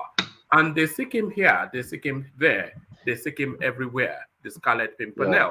So the Scarlet Pimpernel, so this guy now, a notorious bandit and a killer, they seek him. I'm very much annoyed. I don't want to talk about that very particular space. It's quite annoying. It's too depressing, Abi. It's very annoying, honestly. Okay, maybe you find this equally depressing. The United Nations invite the immediate unconditional release of Nnamdi Kanu and in addition compensation paid. So that is the order, but will it be carried out by a bookie from that? Yeah, that's the order. I heard what in CBD. CBD is an Igbo man, right? But that name CBD doesn't have any meaning in Igbo land. I don't know the meaning of it. No, that's not his real name. I think it's the name of something or the other. Yeah. Okay. I heard what he said about that. So the United Nations have done what they are expected to do. You know, the Nigerian government violated all international laws in a bid to get Nnamdi Kanu to book. So, but they have done what they needed to do. But when I was reading that decision, you know, it is a mere opinion. You know, United Nations, Nigeria is a sovereign country. You cannot tell Nigeria this is what you must do. But in the opinion of those human rights, whatever, United Nations. So I think it's a mere opinion that Nigeria should do this. They should release Nnamdi Kanu immediately, you know, unconditionally. And that is what they are supposed to do. But the question is, based on evidence and historical facts, does Nigeria obey this kind of rules, this kind of instruction? I doubt. I doubt whether Nigerian government will obey these directive. I'm quite much in doubt. But if they do that, this is going to be a welcome development. But on this issue of whether Nnamdi Kanu is going to stop agitation or not, I don't see him stopping agitation. Nnamdi Kanu has lost a lot of things in this struggle. He has lost his mother. He has lost his father. He lost 28 people in his compound. His compound was raided. He lost his dog. He lost a lot of things in that very struggle. And the Nigerian soldiers has pursued him in a hot pursuit, up to like going to Kenya to bring him back. So I don't think he has any reasons to stop the agitation. Even if he's released unconditionally, he will still keep on pushing what he's pushing. But then the narrative that almost all Igbos are supporting the Biafran separation, is not true. There are some Igbos many Igbos are not in support of that. Some are also in support of that, but not all. So, but expecting him to stop the agitation, I don't expect him to do that. He has to continue. All right. Well put. So briefly on this, Saki Fada, court refuses to accept Umahi as senatorial candidate in Ebonyi. Yeah. Others Yes. election. So on that, Saki. Yeah. In order not to waste much of your time on that very court decision, we can see how our court system is complicit in most of these travesty they do when it comes to justice. So I don't expect the courts, because the law is clear. As a common man, I have read that very electoral law and I have read the provisions. It's very, very clear in one of the sections that if you have participated in a primary, you cannot participate in another primary in the same election cycle. So if you do that, you have to go for 2 years jail term. So I don't see why a judge, knowing all these things, will come to say, okay, you are not qualified, we cancel this very poll, but we have to have like a new poll. Why are we having new poll? You are paving way for Umahi to clinch that ticket. So it is not necessary trying to say that there will be new poll. What I expect to do is, Umahi, you are not qualified. Your brother that got that very ticket resigned. The rational thing to do is just the second person should just take the ticket. Why are we conducting new polls? So all these things they are just doing is just to try to find a way. But it will get at. Do you remember back in the day, Saki, wuru to the answer. So this is wuru to the answer now. Yeah. So all this is they are talking about. There is a loophole in that very system they are trying to exploit. There is no loophole. The law is very clear. It is very, very clear to the blind, visible to the blind, and very audible to the deaf. It's very, very clear. Everybody can see it. If you have participated in a primary in a particular election, you are not allowed to participate in another primary. So there is no way they will go around it that it will favor this guy. Don't worry, when this happens, people like Femi Falana, who I respect so much, legal luminary I respect so much, Femi Falana will come and fight this very case pro bono. People like Ulisa Wakoba, they will come out and fight this pro bono. This impunity cannot continue. I don't even want any political or mathematical permutation that will bring somebody like the Senate president back. I don't want to see that man again back. Because if they open the window for Umahi, then that window opens for Lawan too. Yes. I don't want to see that kind of person again in the political space. I just want him to be irrelevant in the political space because this is the worst Senate president we have ever produced in the history of Nigeria, in my own opinion, anyway. So I don't know for other people's opinion, So that's my take there. All right, brilliant. Well put. That's So what I think. thank you, Saki. So Saki, still plenty more topics to run you through, but sadly we've run out of time. We've hit the 3-hour mark, which is for a 2-hour session. I think we are pushing the log. But please join us if you can in the evening session. So one and all that applies as well to Saki and others. Join us if you can. 9:15 rather p.m. UK I time. will always come to the space. The space is quite yes. educative. This is home for you already now. So Yeah. nowhere for you to go anymore. This is it. Yes.